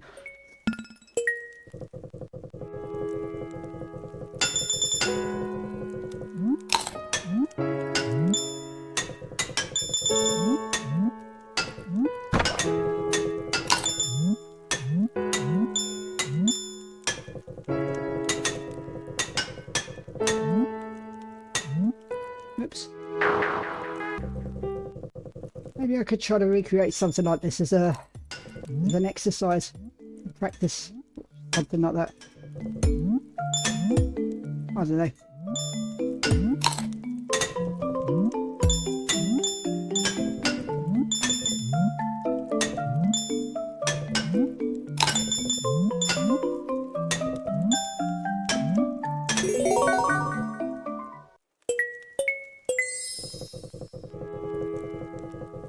Whee! Blimey.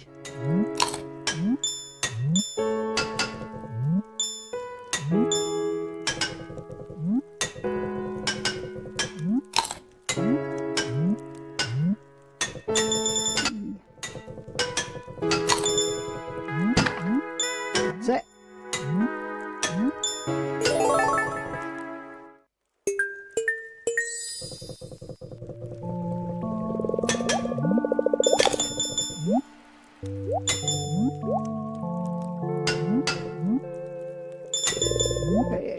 Oh, no. Oof. Just trying to throw the bubbles off course.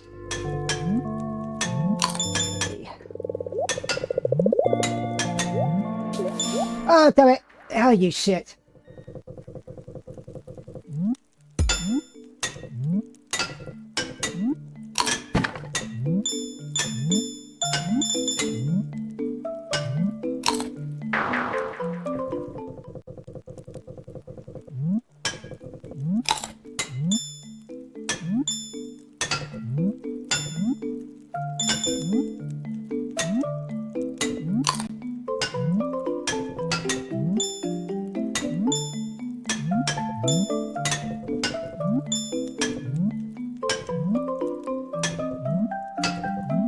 That's the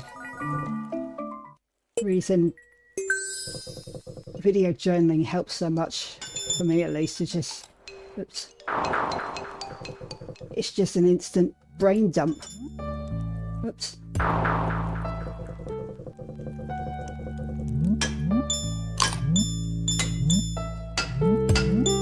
Oh, balls.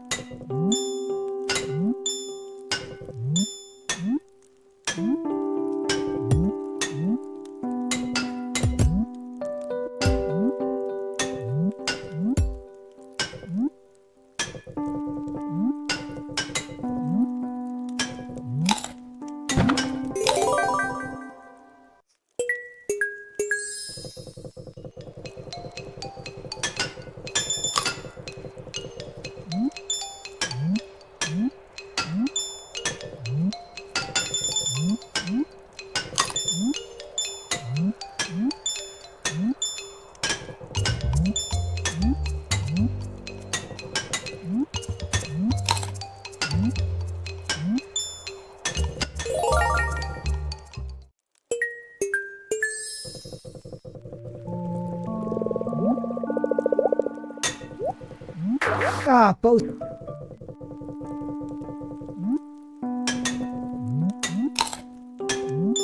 Junimo Kart journaling and Prairie King journaling.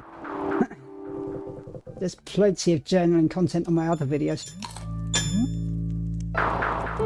That's if anyone would even be interested. Suppose I could post them as unlisted, and then if anyone's interested, I'll just make it public.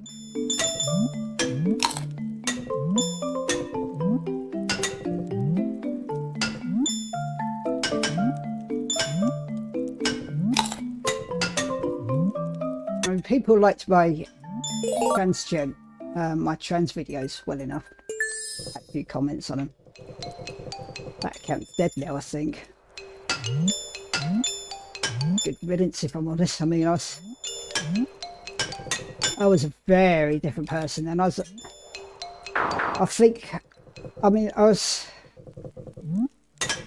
was way too impressionable for a long time, and I think I'd heard too many horror stories, and I approached my transition with the expectation that was going to happen with me as well. So I was that as well as still being in contact with the toxic woman who gave birth to me. Just I was just on the defensive all the time, which I know it's a trauma response. I mean, it's definitely a PTSD thing. Thankfully, I'm a lot better with that now. It is exhausting when you feel you have to be on the defensive all the time. There's just no room to be yourself at all, even if I wasn't neurodivergent.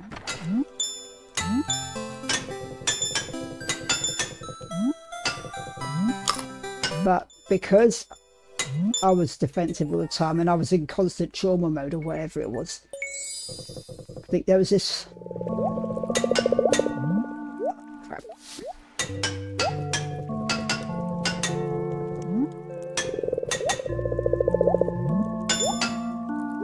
Oh, you shitbag.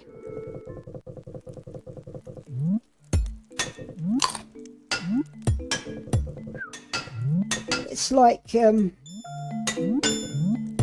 I've just gone through my life wearing different kinds of masks. And by the time of my trans videos, that was just another one. That was another mask I was wearing. And that's how it comes across, as far as I remember. It certainly felt a lot more uncomfortable seeing and hearing myself on there the first time with those videos. Whereas now I can hear myself when I'm proofing these videos, and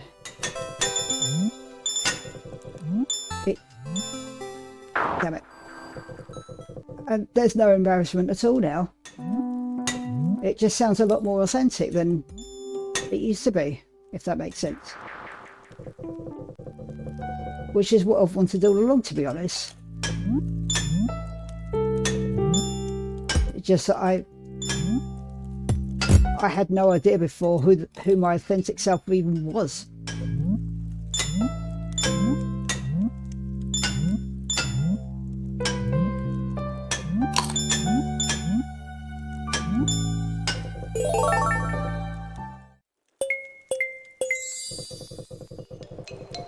And I suppose this is where YouTube in itself is a kind of therapy, because I just get to be me, take it or leave it sort of thing. I mean, I get to be myself a lot more now anyway, and especially on that wellness class I could just go completely mask off. I guess I'm getting too old now for masking and bullshit. It's just too exhausting. Hey! Oh, balls.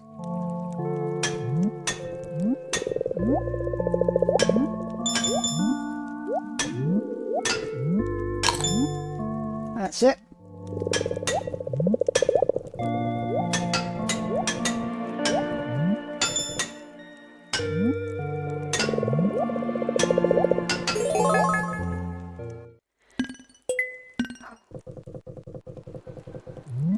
Oh shit. That was a good start.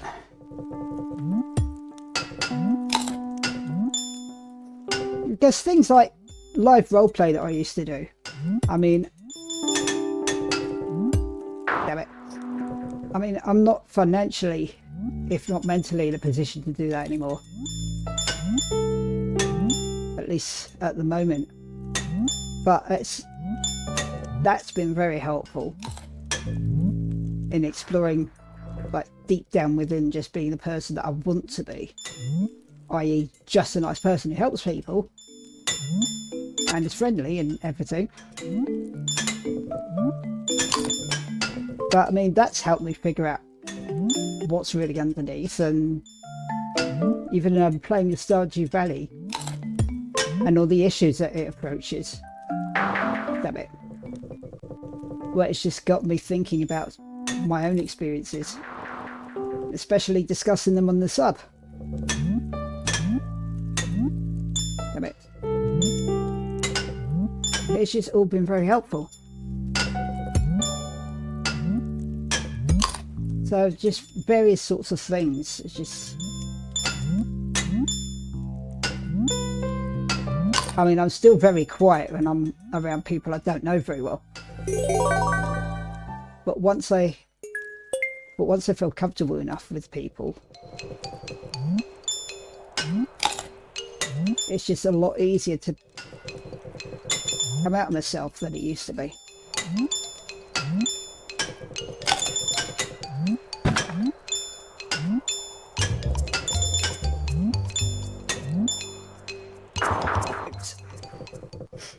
I suppose you can say I'm getting towards the stage now where I can consider this upcoming year a rebirth stage. I'm starting to feel a bit better in that regard already. Thanks to various things, I guess.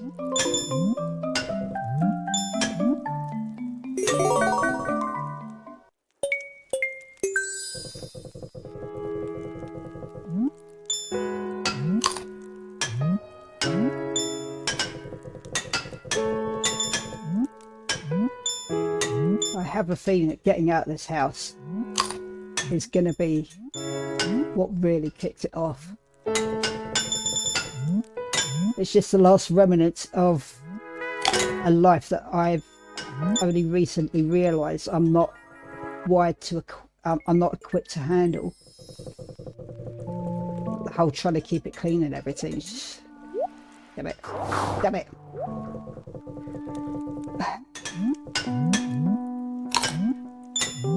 I guess that's where the Stardew Valley is has come into it, because you got people like Linus who are just living completely outside society and very, very happy with it.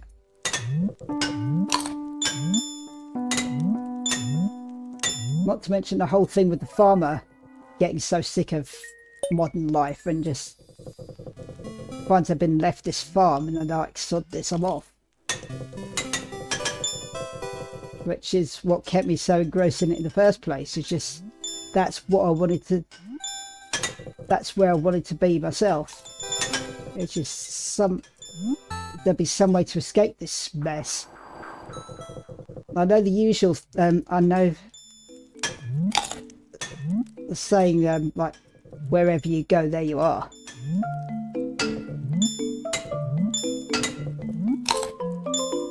How much does that really apply? I mean, is that if, I mean, I have, oh damn it. I have noticed, at least in my constant moving, whether it be like from Brighton to Leeds to now Swansea and now here,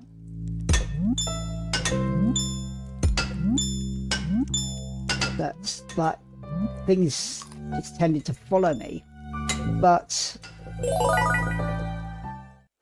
it was still going, it was still taking, well, it's still taking a degree of personal belongings, I guess, but it was still it's like a frying pan to fire scenario, really. It's still living alone in a house or flat or whatever.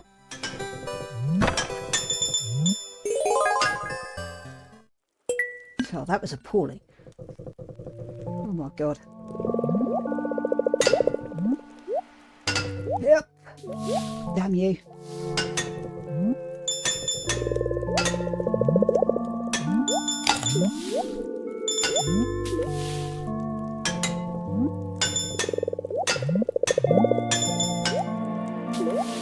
Wait.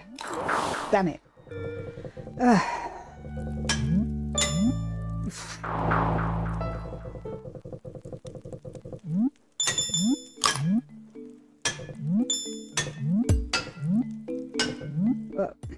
What I'm saying is, this time it would be a case of, I know well and good that with how social housing works and the local council's short-term solution to homelessness while waiting for the 5 or so years for a house to turn up is to stick you in a cheap hotel room. And if you're really unlucky, that's where you end up staying.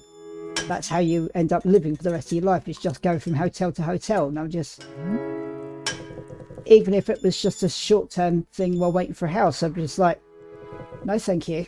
I mean, wherever they put me, it's going to be in a town somewhere, because that's where hotels are.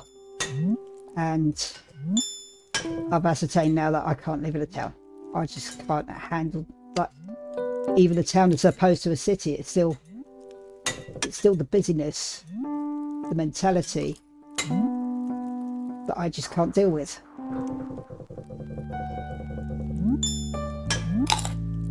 And I'm at that stage in my life now, I guess, where I'm like figuring myself out that maybe even living in a house is too much for me to handle. Simply because I'm having such a hard time keeping it clean and keeping on top of admin stuff.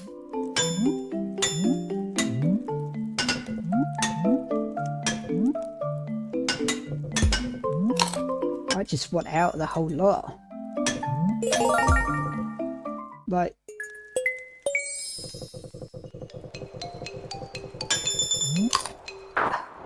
that went well.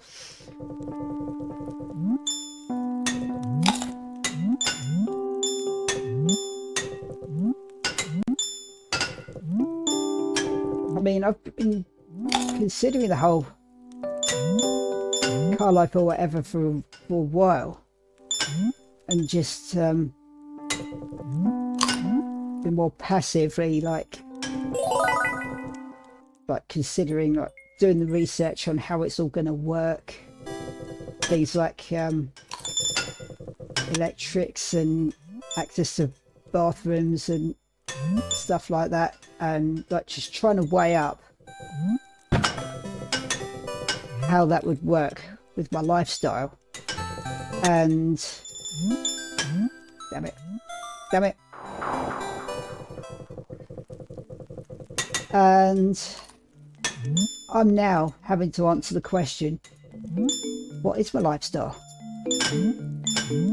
I mean, it's been a whole lot of what I think I need to be, how I think I need to live, or trying to find what I enjoy doing.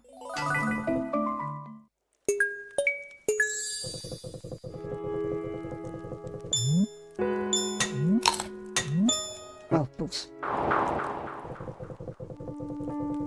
mean, there's been one solution about renting office space,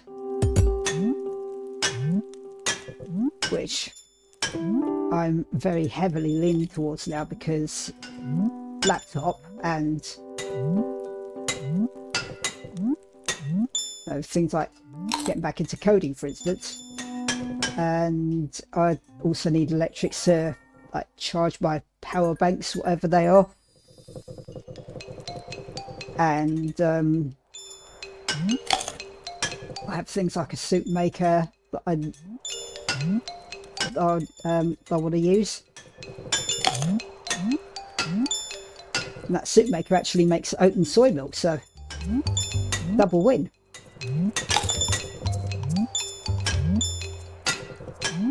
But in order to get that working without something like an office or whatever, I need to have a portable power station of at least 1,000 watts. Very expensive. Yep. Thank you. Yep. Yeah.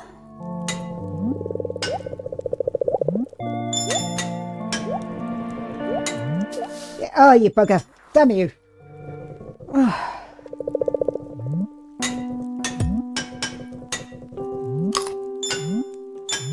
I also have a sewing machine. I want to get back into I want to improve my sewing skills, because the other possibility I have for making my own money is offering an alteration service, which are apparently in short supply around my area, and they are things apparently that people do want or need, and I'd like to be able to do that for myself anyway, and just want to get into the whole thing of making my own clothes. So I've been doing that already with crochet and knitting, but I would very much like to do that with sewing as well.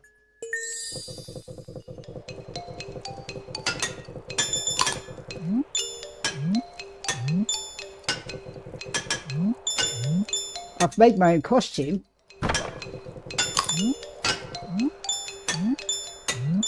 which is a very different ball game. There's still various stuff that I'm not familiar with, like making corsets, for instance.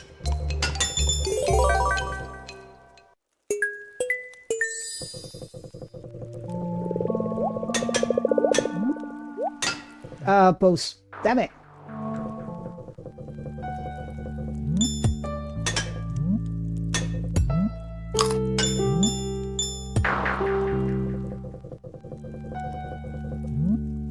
It's also a way for me to get so it'd be like the office would be part office, part workshop.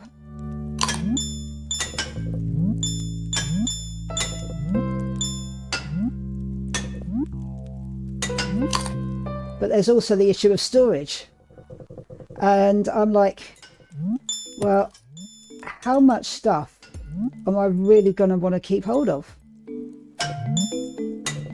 There's useful things that I bought for myself, like washer, dryer and dishwasher. And if I am ever put back into flat or whatever, then yeah, I'd need those.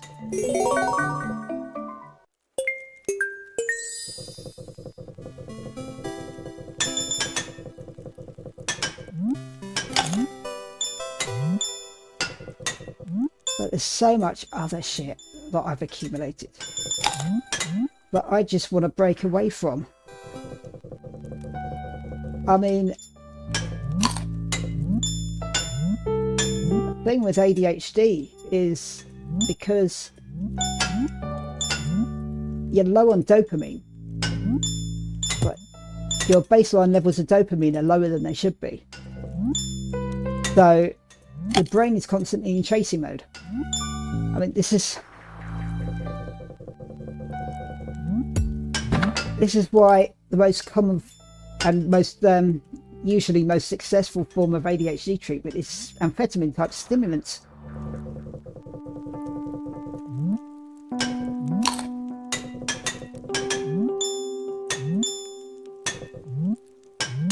But the way it's manifested for me and my dad, who probably also has ADHD,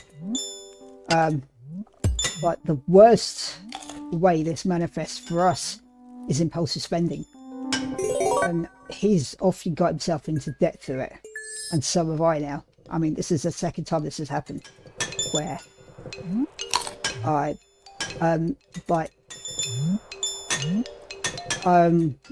I had a comfortable job where I was earning a nice amount of money. I'd buy things, and I was like, yeah, I can manage to pay it back, no problem. And then I have no job, and therefore no way to pay my debt now. So, and people wonder how ADHD can negatively impact your life. Damn you. I mean, that's just one way ADHD can wreck your life.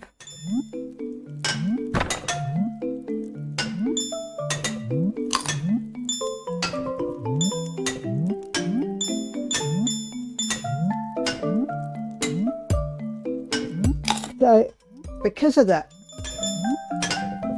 and it's happened every time I've moved to a different house, and I've managed to pare back enough stuff to take with me without costing a fortune.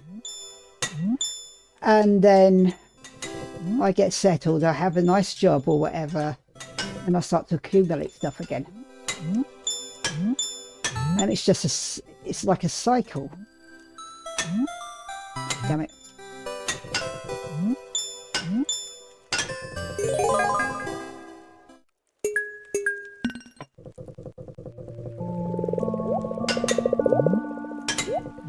Oh, crap.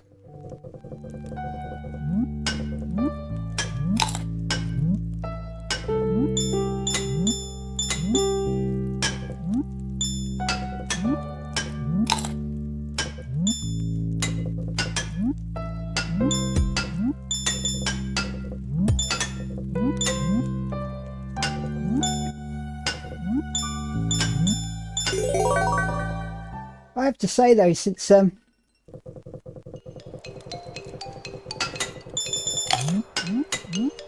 got prescribed venlafaxine as an antidepressant, which is, it works differently from the usual, like fluoxetine or whatever, that are SSRIs.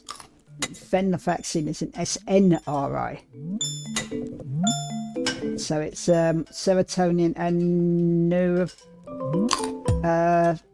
I think like the easier to pronounce name for it is noradrenaline.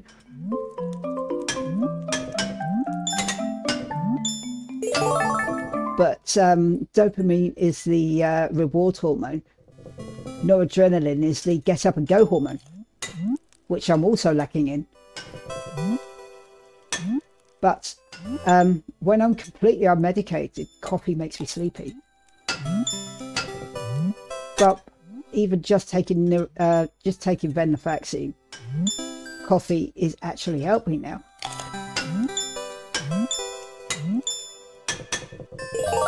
So it might be I don't need ADHD type meds. I don't know. Hey.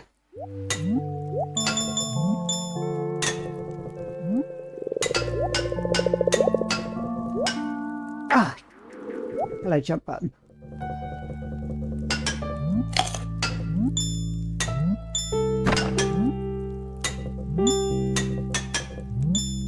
I mean, I hope I no longer need proper ADHD meds, because shortage is such a ball ache to... I mean, I hate having to rely on meds anyway. Damn it.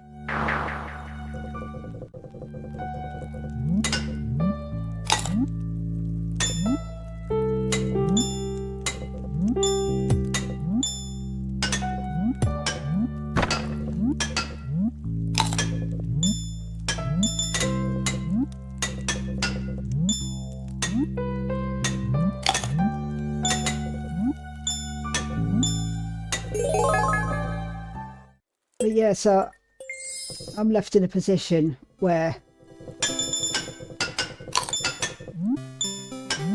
even if it's a hotel room, it means I have to really pare down my stuff. And I have to really think about how much I really need to keep hold of. Because I've had a hoarder mentality for a long time. And I just want a complete change of mindset now.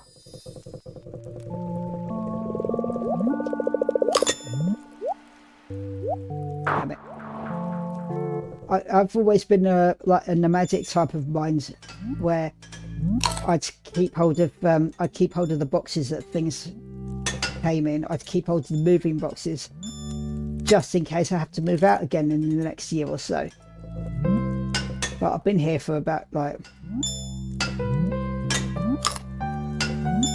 nearly 5 years now.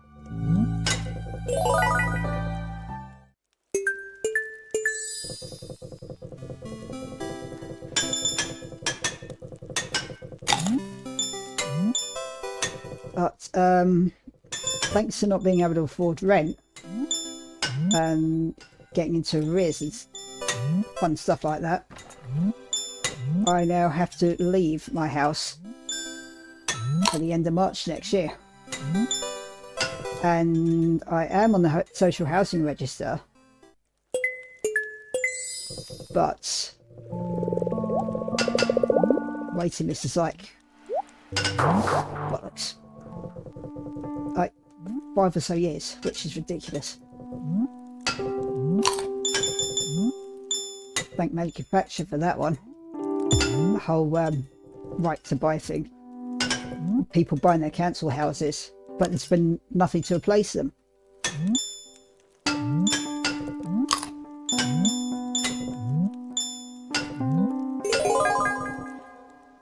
I've been lucky that the landlord hasn't raised the rent the whole time I've been here, but the letting agent admitted that they've been losing money because of that. So when this house is rented out again, the rent is probably going to be doubled. This is a good house. It's like 3 bedroom with a small garage at the back.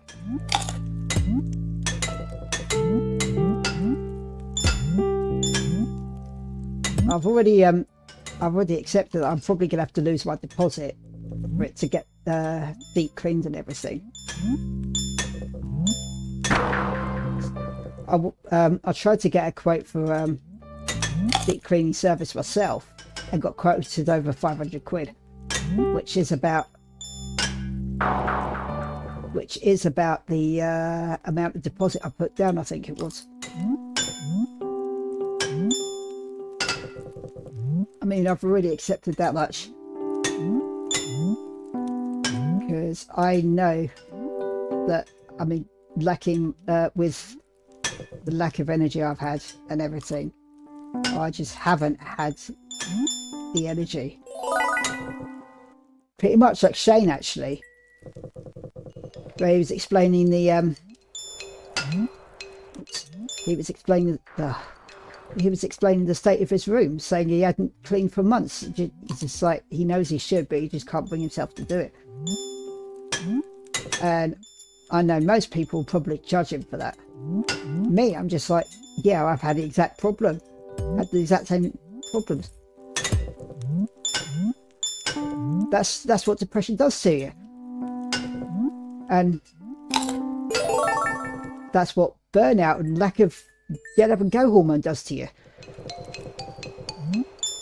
It's a thing known as executive dysfunction, which is commonly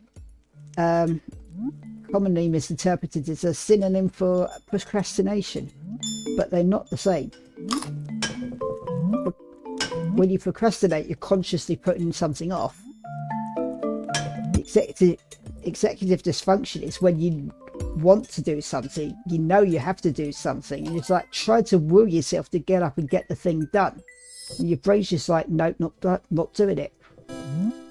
It's like arguing with a stubborn toddler.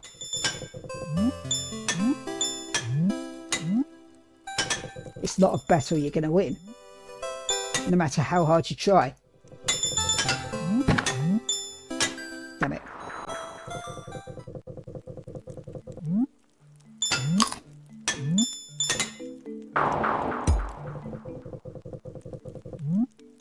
I mean, I tried all sorts in this place once I gave myself permission to be like, okay, you have different limits to other people. And this is part of the issue. Damn it. This is part of the issue I've had, is accepting that I have different limits. I am actually disabled.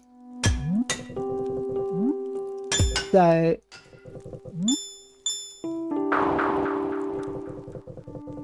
There's like I've had family joking that you don't need a dishwasher, you just got you got a pair of hands. Damn it. But I've had to come to a place where I'm like, okay, I do actually need a dishwasher. And it still sometimes takes me several days or even over a week before I can bring myself to load and turn it on. Well, at least then there's a whole lot done in one go. And it's a similar thing with the washer dryer that I've got. Because the alternative I had before was washing machine, then take upstairs to clothes area and hang them out. Whereas with the washer dryer, you just switch it on and wait for it all to complete. And again, I still have issues getting myself started to load it.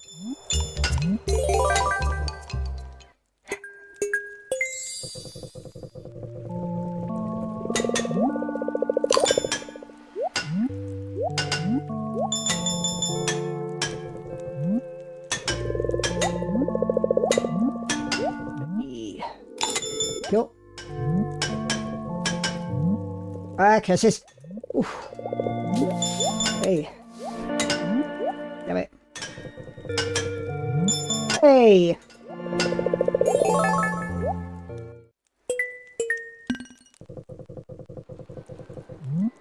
Oh, shit.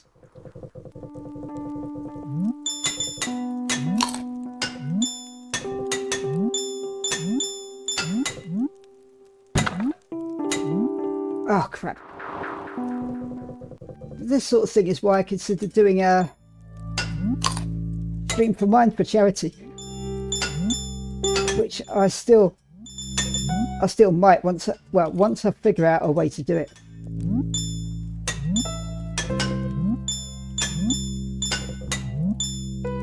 It probably will be with Stardew Valley again, because the game in itself, as we've seen, raises so many issues to do with mental health.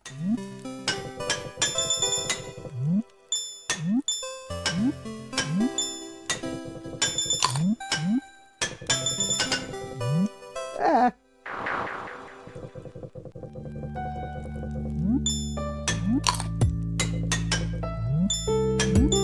I mean, I would like to do that at some point. I do have a Twitch account, which I'm not currently using.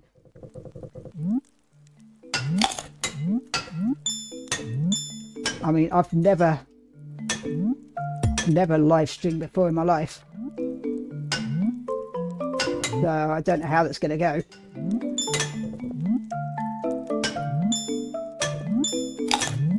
I would like to, because it's another way of interacting with people, I guess. Excuse me.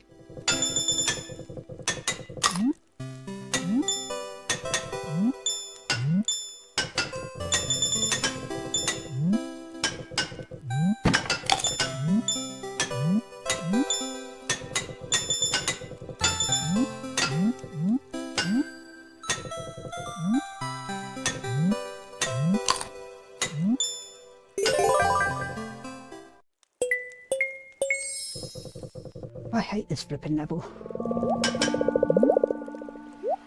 Damn it. This is... I was hoping to hop on a bubble there.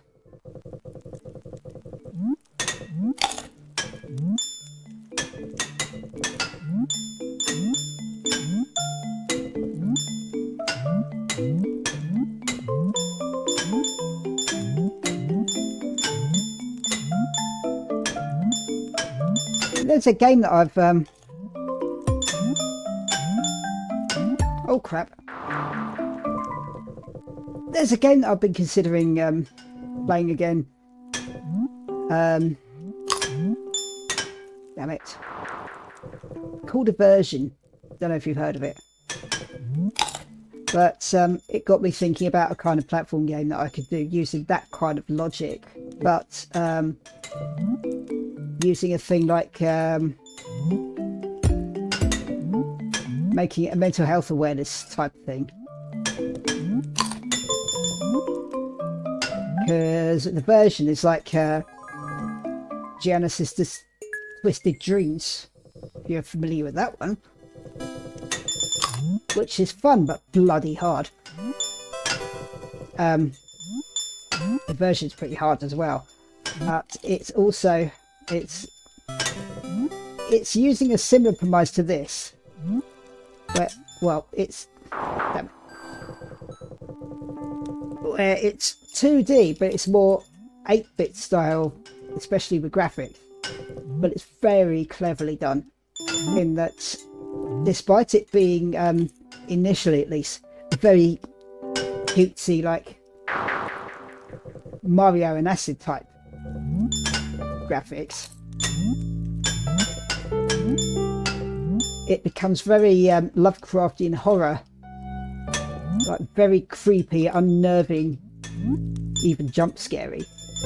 It's just it gets very unsettling, that kind of thing, where you're switching between different views of the same world, and they get darker and darker the further you go. I like unusual things like that. And it got me thinking about using that as a, like, in terms of mental health, it could be like, because the world, the world view, well, especially for PTSD, but maybe other things like autism, especially, where the way you handle the world changes depending on the mental state. I mean, when you're feeling okay, it's more like it's more like your version layer 1, where it's not cutesy so much, but manageable. You know, you're happy, you're content in your life. Everything's groovy. But in like you're experiencing like a meltdown or a trauma response or something like that, things can get distorted pretty badly, where things like become far too noisy, and like if it's bright lights that bother you, or like with me, I have to wear earplugs because otherwise things get too loud.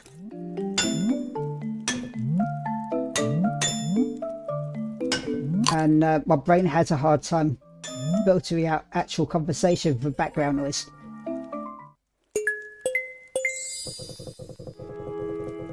And with the version, it does that with the graphics it does that with the graphics and the audio. Where as the world gets more corrupted, so does the music.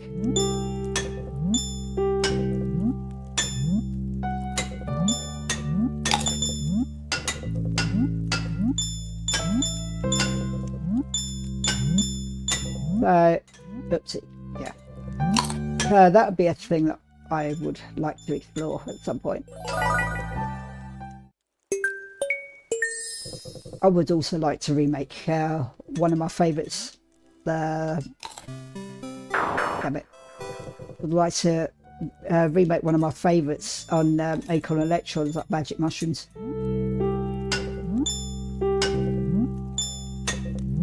In all its arcade quality, difficulty, glory. Like, there are monsters, but you can't fight them. You can't even jump on them like Mario can. You just have to avoid them.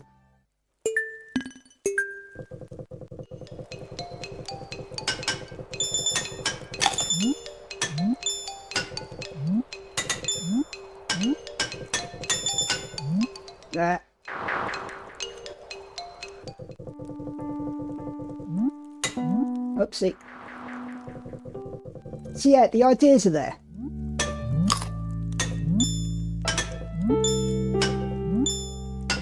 Let's just get back to that point of finding out a way to, or even wanting to execute them.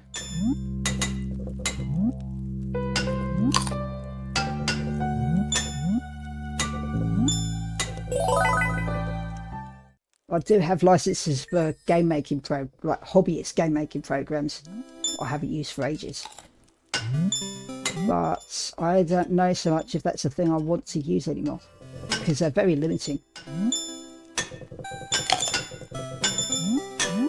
Of course, I've got Dreamspell serials for all sorts of programs. It's a thing we had with the when we were at uni, like unis had a scheme with Microsoft called DreamSpark. I think they've changed it now, changed the name at least, but it meant we could download all sorts of software including Microsoft Office, even Windows and Visual Studio for free. The only requirement is that you're a student at a recognised university. So I've got all these serials that I can use, including for a version of Visual Studio that works with Microsoft XNA, which is what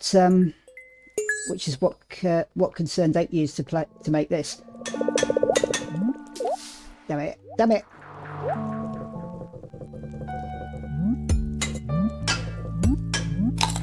So I'd be very interested to see how he did it and having a go at doing it myself.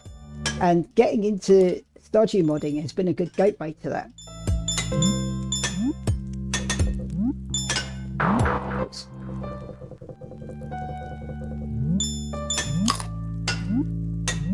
Oops.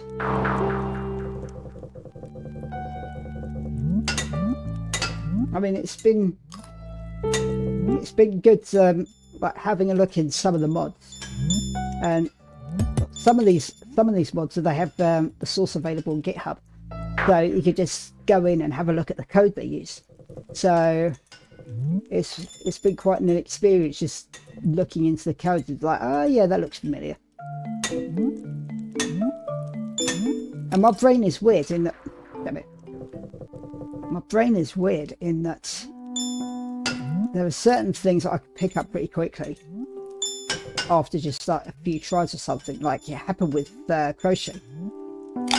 And there are other things where I get the general idea after the first go, but it takes a few more tries, it takes a few more lessons that are basically repeating themselves before it clicks. And that happened with me with general programming methods, for instance, but it's a case of needing to go back and reteach myself things like C# and probably other things like SCSS and JavaScript, actually, like plain JavaScript, not jQuery.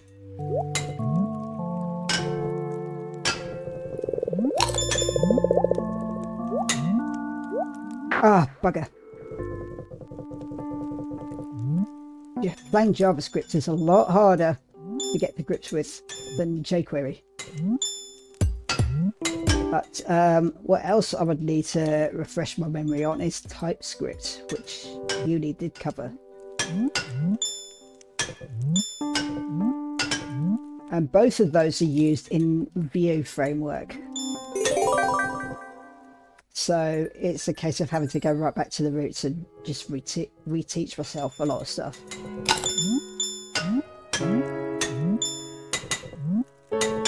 And I've gone through quite a few iterations now of trying to redo a particular web app I've been working on. It's basically a tracker for Sims games. I've got one version online that works for Sims 2 using Bootstrap, jQuery and PHP. But I'm still exploring it. But database wise is one thing, because I'm pretty competent with the database side of it. Hence getting a job in database admin when a vacancy popped up, when an internal vacancy pops up rather. Which kind of sucks really. I mean, there are web dev jobs aplenty, whether internal or external, and I've seen loads of job vacancies on Indeed for instance, but they all include some form of thing like some framework like Vue or other sort of thing that I either wasn't taught in uni or was, but I'm very rusty. So I've just been left with a severe case of imposter syndrome, at least in the commercial web dev area. I guess it's partly why I'm not really interested in getting another job in. Right, one sec. Oy. Oh shit.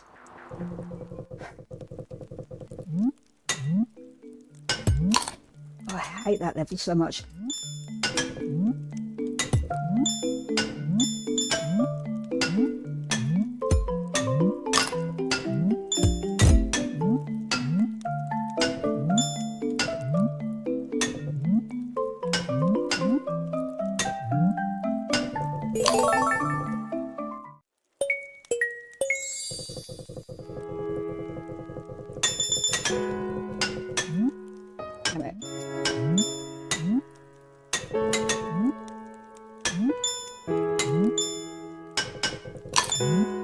I hope there is a way of getting to 50,000 without having to go all the way through Ghastly Galleon.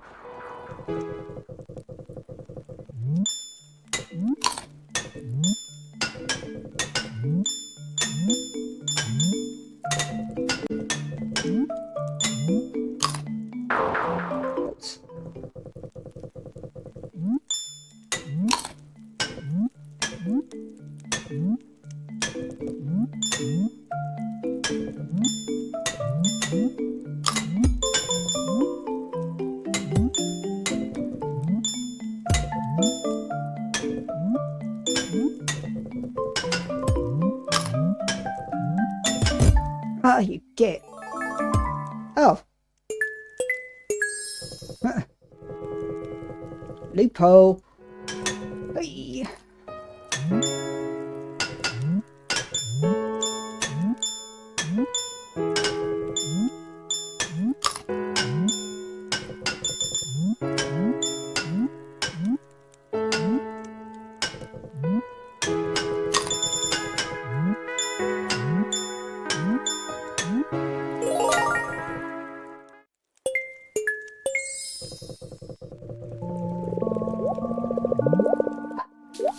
Oh.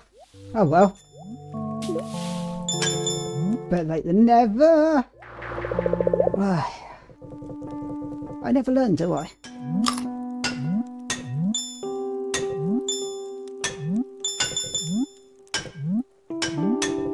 Maybe I could do a YouTube or Twitch stream of Immersion. It's not so drawn out as Stardew. It's literally a platform game. Like, there's no dialogue or anything. You just go through search for gems. It's relatively short. Yet. I haven't played that game for ages. There's a lot of games I haven't played for ages. I've just been stuck on this for a while. I did have another crack at Crisis Core though. I do miss that guy.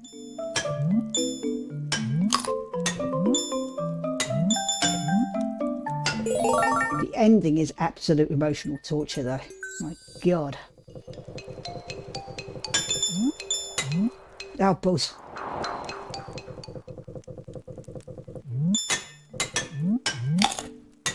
On a related note though, when the hell is Rebirth coming out for Steam?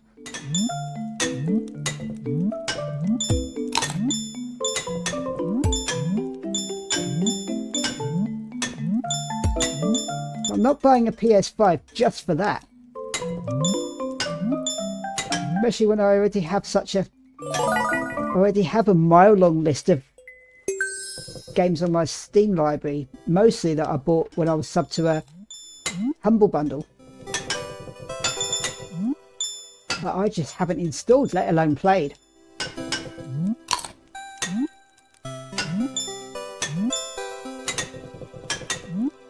And I have a Steam Deck as well. And the main, I mean, it was a thing I wanted, but as I started considering car living, it got to a, well, oh, damn you. Like the main reason I wanted the Steam Deck in the end was because I was the main reason I wanted the Steam Deck in the end was because the main reason I was considering getting a Steam Deck in the end was because of thinking about living in a car, and I wanted a more portable way to play my games. So I have a Switch, which up until I got the Steam Deck was my most played console.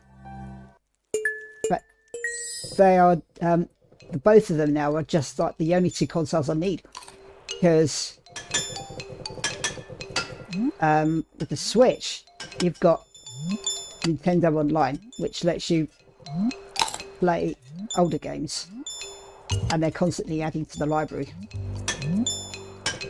Steam Deck, you have mods and other games that aren't on Nintendo at all.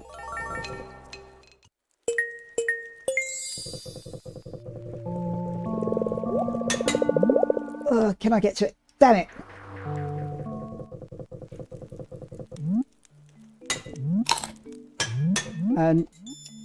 Still, oh God damn it.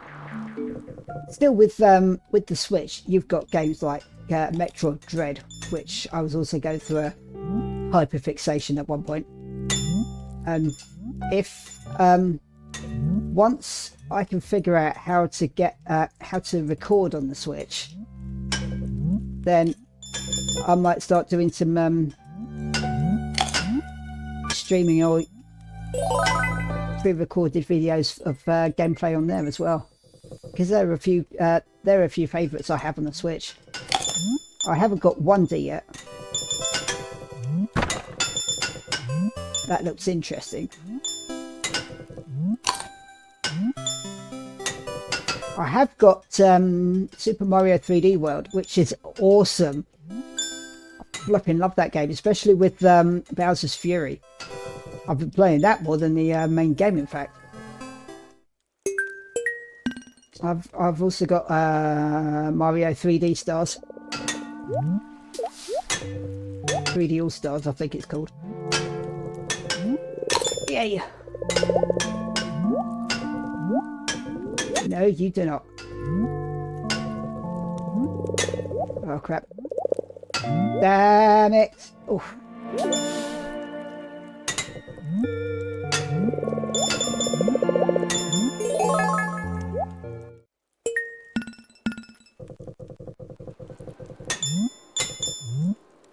Ah, you bugger.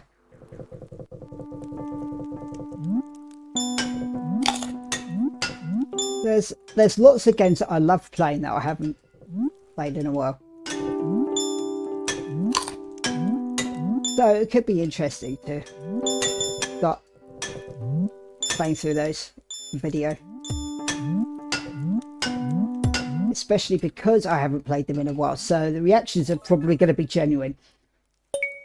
The handy thing with ADHD is, when it comes to this at least, is because we're so forgetful, there are a lot of games where every time I go back to it, it's pretty much like starting it for the first time. Except for some things that stick in memory, like how to do so and so.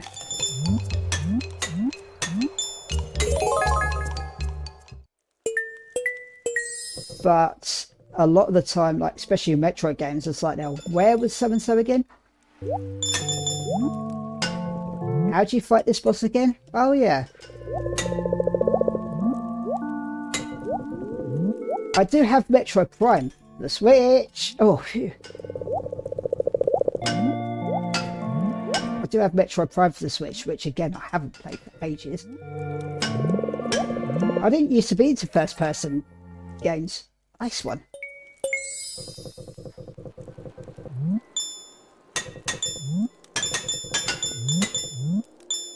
Ah, damn it!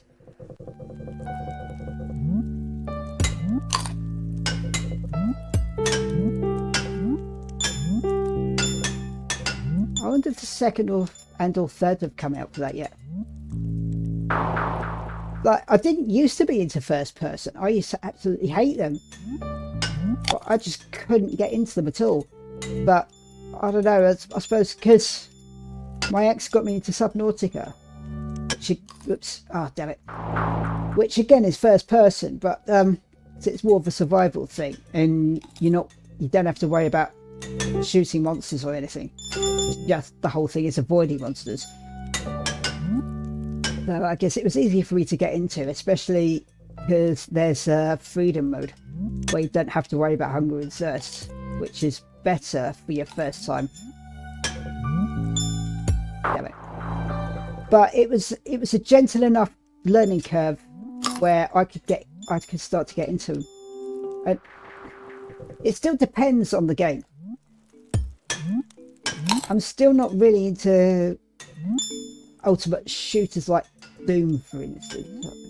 I don't know. Honestly, I don't know.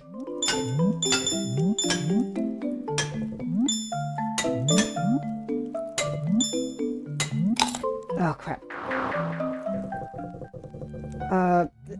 Multiplayer games I'm especially reserved on. Especially with so many people being in the States. Like, so there's a big time zone difference, for instance, and there's just no one for me to play with, at least for now. I mean, I would like to experience multiplayer on this game with some people at some point. Any takers, let me know.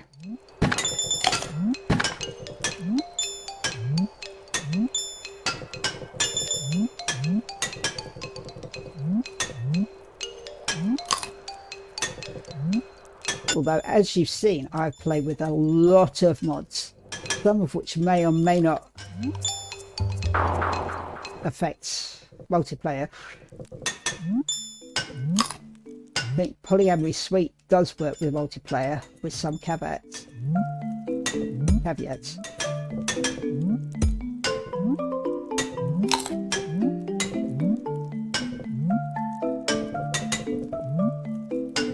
I don't know how something like Immersive Sam is going to work, although because I have Vortex, I can just make another profile for it.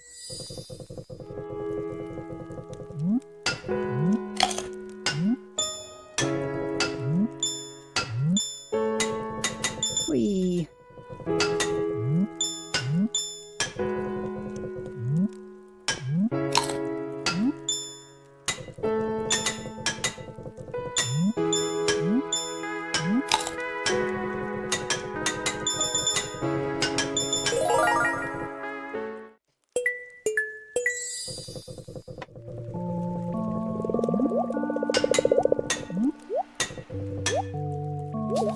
Hey! Ah, damn you!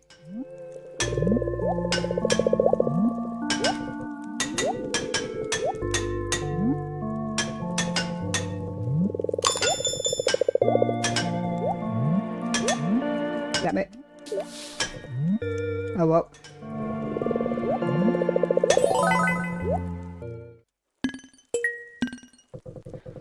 Oh god, I hate this one. Ah! Case in point. Jesus. Right, I have to remember. You go faster on that level. Therefore, what look like unjumpable gaps probably are jumpable. I'll have to, like, get into a different mindset with that one. Damn it.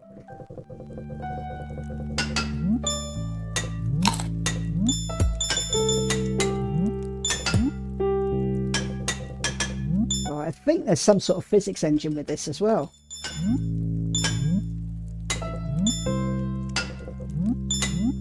And that's the other thing, like with the older games, talking very early Mario for instance, because there isn't a physics engine. Whereas with later Marios there are. So that would be interesting to explore.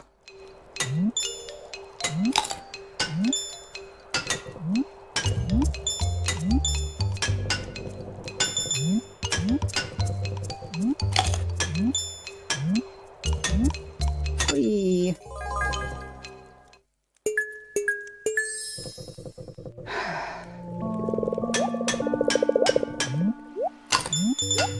Ah! Ooh. Ah, shit. I hate it when it does that.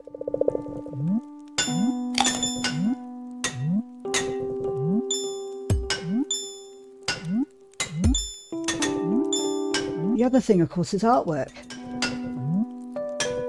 I mean, I did used to do when way back in RPG Maker 2000, when you had these pixel sprites similar to this, where I'd use iDraw to edit the sprites. But beyond that, I mean, I haven't drawn for ages, and it's not, I mean, sketching images is like existing images is one thing.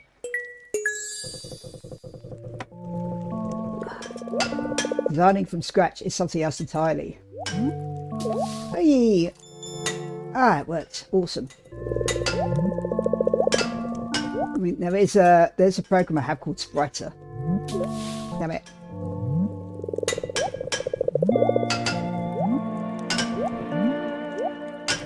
But what I would, what I would really like to do is like use Poser something. Whee! Oh, flip.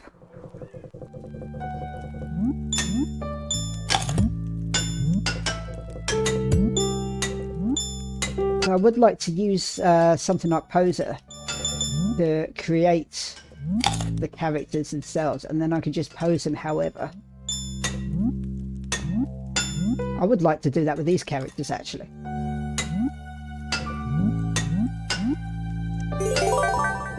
But looking into it, it looks very complicated and very pricey. Oh, crap. It's all you're buying assets.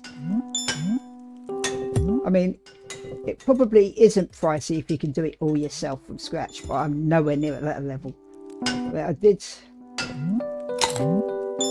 there was a game design course that I did in Leeds, where we used 3ds Max. I really struggled with that. But I mean, I wasted a lot of time, effort and money trying to figure out where my strengths lie, what I enjoy doing and what I can get on with and what I just can't do.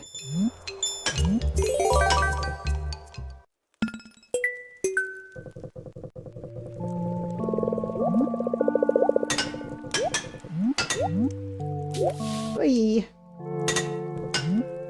Damn it!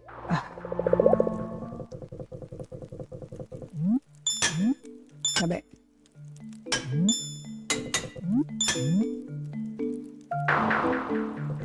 Wasn't too fussed about that one. What I really need to do is make a point of getting as much fruit as possible, especially in the earlier levels.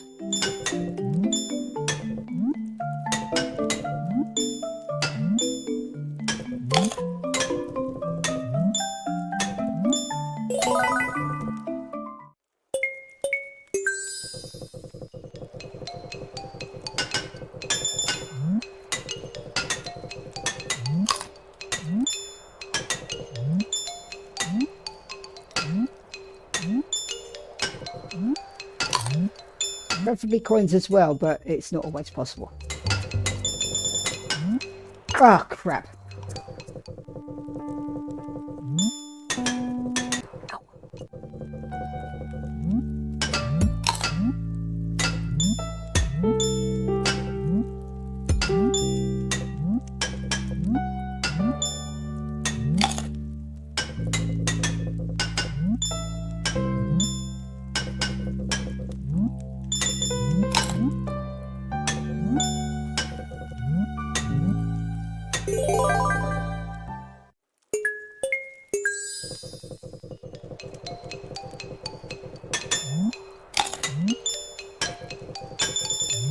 Ah, crud.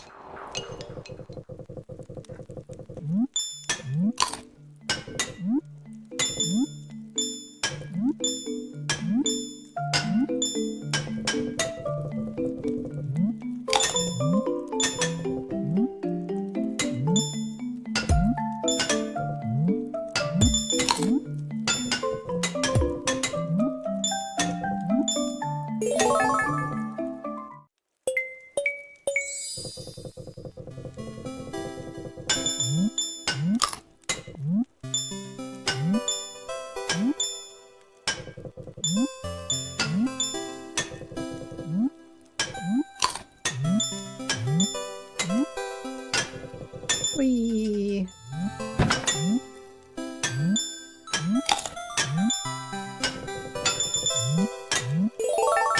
Whew. Please let me get all the fruit on this one.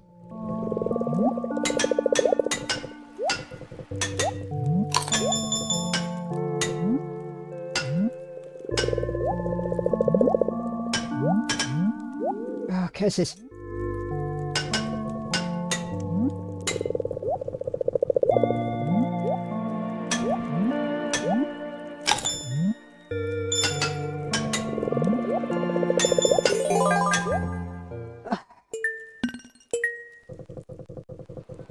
Whee! Oh, you bastard!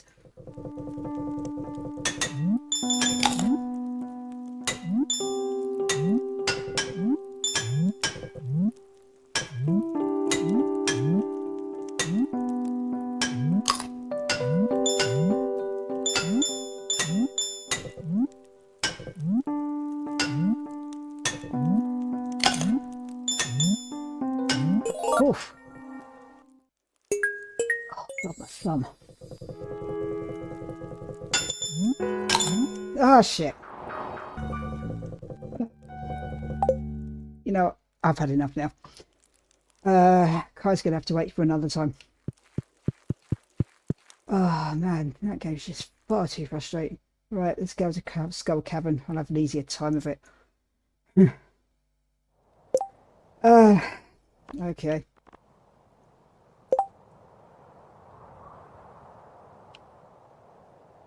Here we are. Ah, it's Jade Day. It's very much Jade Day. Let's go. Hang on, what food have I got? Cheese, good. Oops.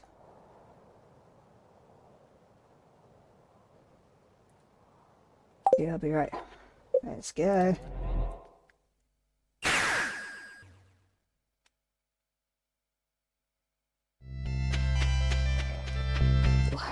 Right.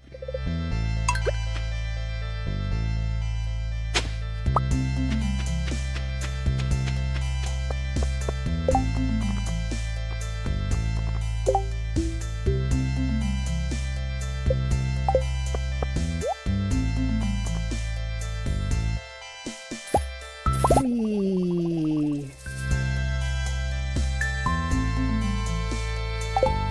That's a point.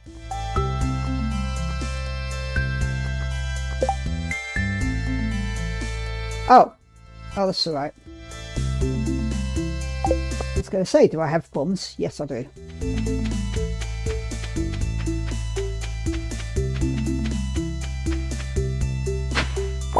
Right, I was still getting beans. Right, monsters. Yeah, screw it.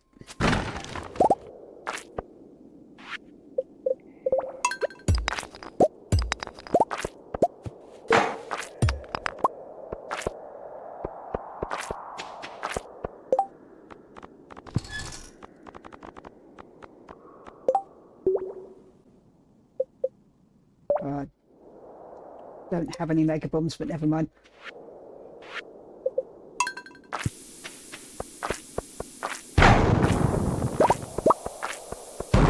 Whoops.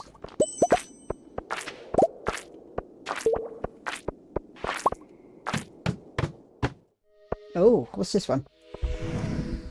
Ah.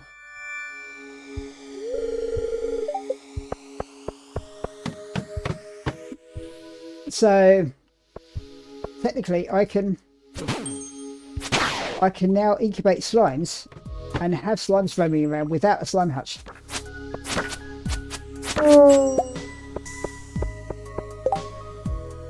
BRB.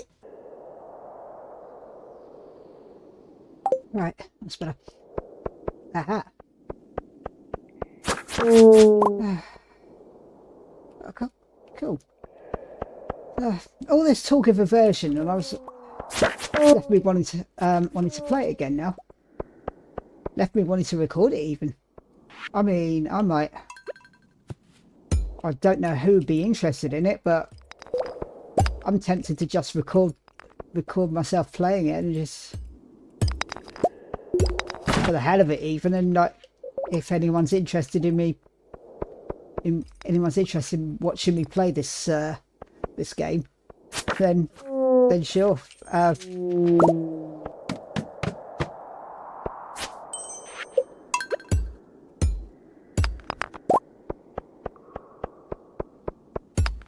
Ooh.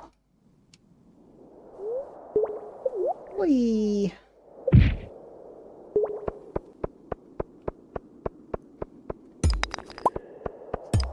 Yeah, it's just a case of recording things that I like, and if anyone wants to see the video, then I'll upload it and see how it goes. I mean, I'm still a baby YouTuber, so not bad idea to start for starting. See where the land lies. I mean, you got an idea of what kind of person I am, what kind of gamer I am.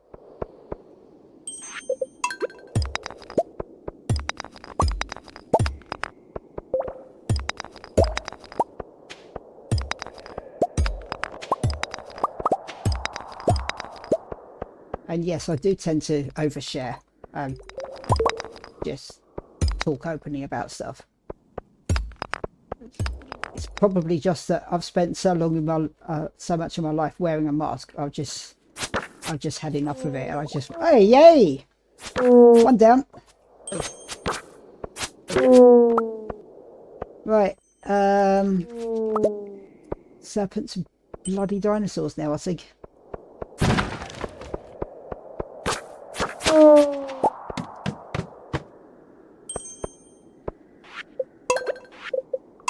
Right.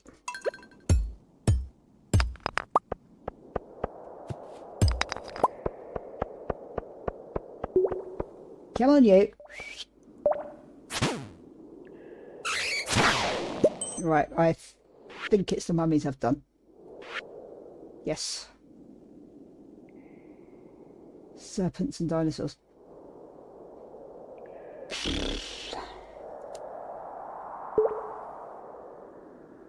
$168, so under 100. Oh, guild.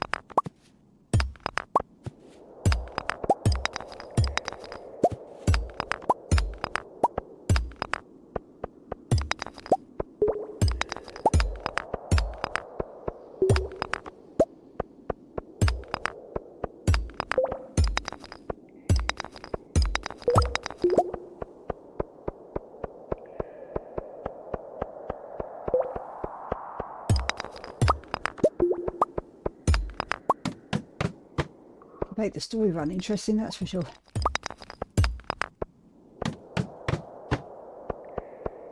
Hear me, dinosaurs, damn you. Ooh, loads of ore though.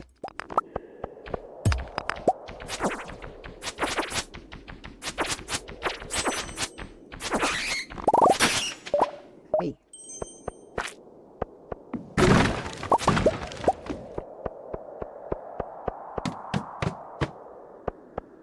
Ha, that's one. Ugh.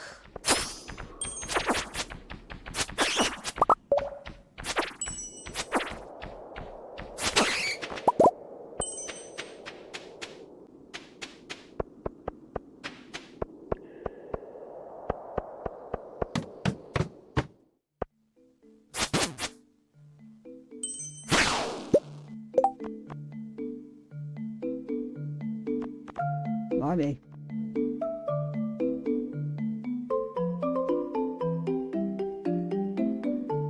Right, just making sure I haven't got any other bags to get rid of.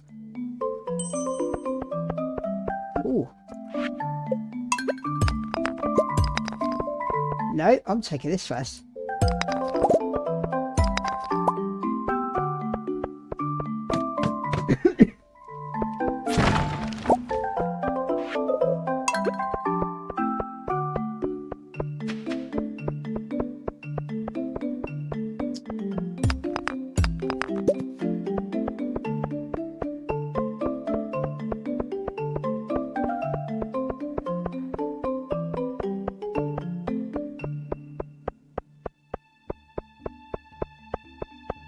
Oh, damn you.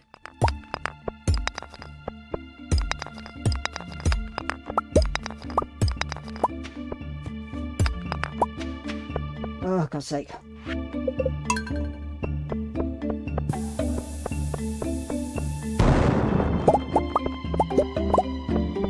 It's supposed to be a good luck day with better odds of finding ladders and shafts.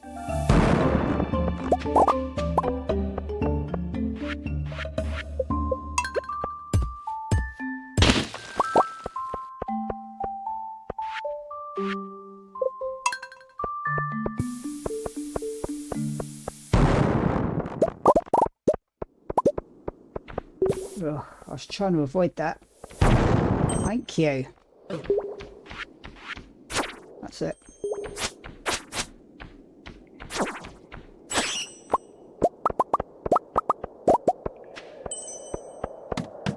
Yeah, beans aren't going to bloody happen. Oh. Right, now I wonder if this is going to work, because in my other save,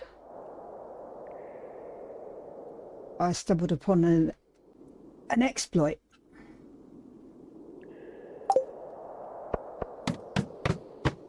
I tucked the beans away in the bag, and after the quest they didn't disappear.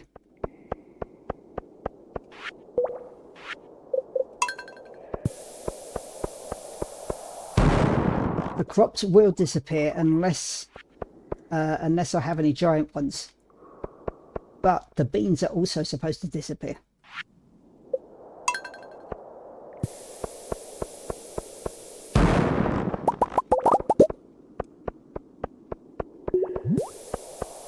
But if that hasn't been patched, I might be able to cheat and keep hold of those beans for next time it comes up. Fingers crossed.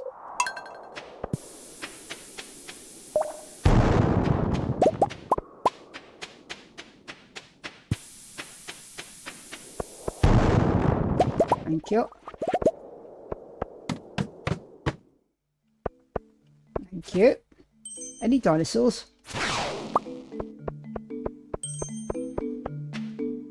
Ooh. Ooh.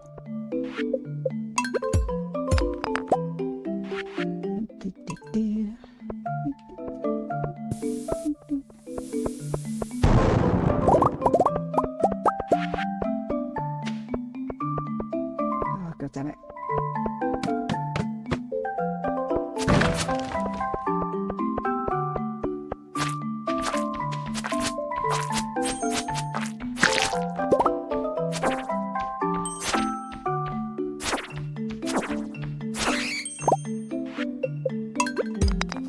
Ooh, nice. Whoopsie.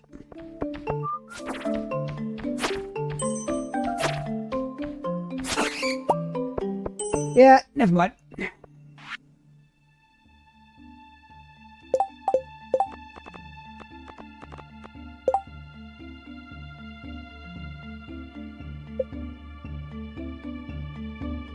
I'll keep that out. Oh, got nice amount of magma geodes though. What amount of geodes full stop?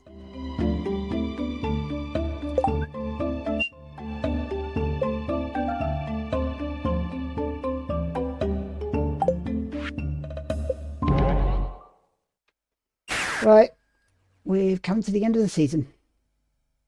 And I've failed all my quests. Never mind.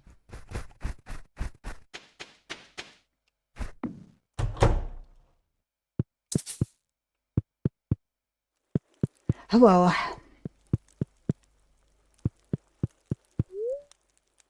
Hang on a minute. Before I do that. I have so didn't think so.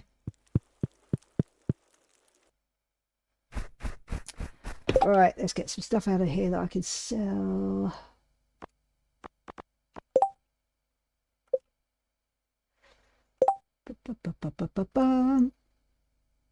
Oh, I do have something. Oh. Oh. No, I want to sell a load of these. I'm keeping the tiger's eye for obvious reasons.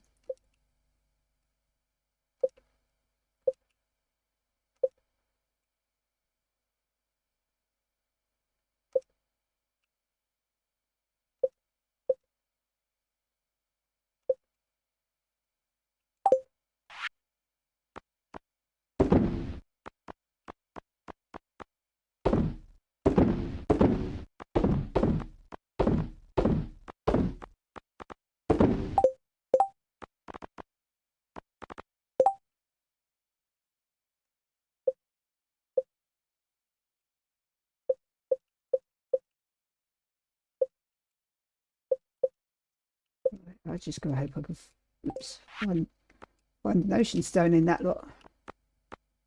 That's the one stone I haven't got yet. I mean, I would do if the squids didn't want it.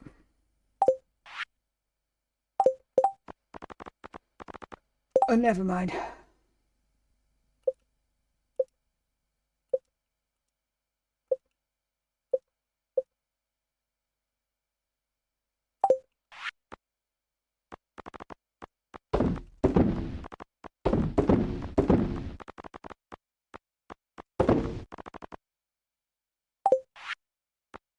Right, we're done.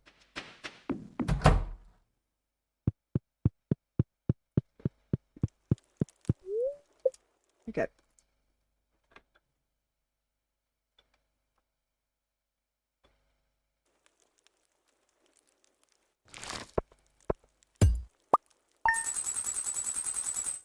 Very nice. Okay.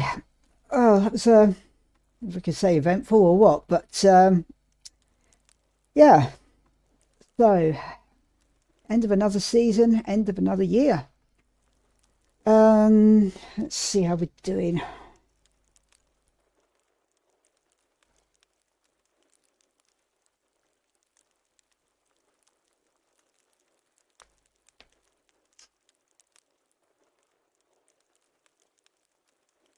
Okay, so that should be 1 out of 4. It will be once I move it.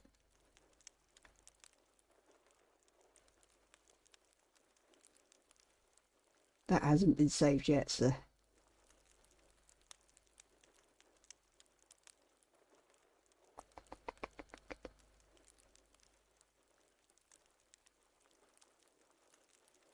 I'm just missing Mystic Syrup, which will be taken care of in short order because I now have complete mastery.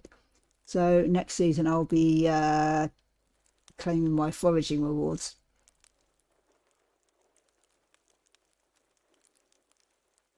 Star drops. One's for fishing, one's for the museum. Fishing, I've only got 3 left. Flipping lobster. Yeah, I'll be working on that next season when it rains. That's a goby. I'm not sure if that's an all-season fish or what.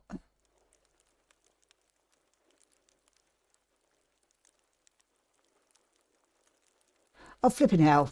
If that's all it is. There we go. I didn't know it was a 1.6 thing.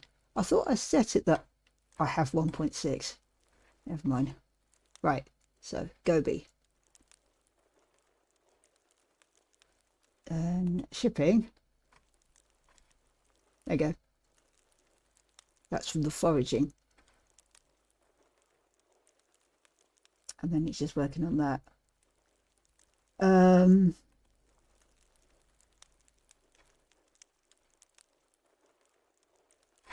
Yep. Cooking's an easy one. Once I've...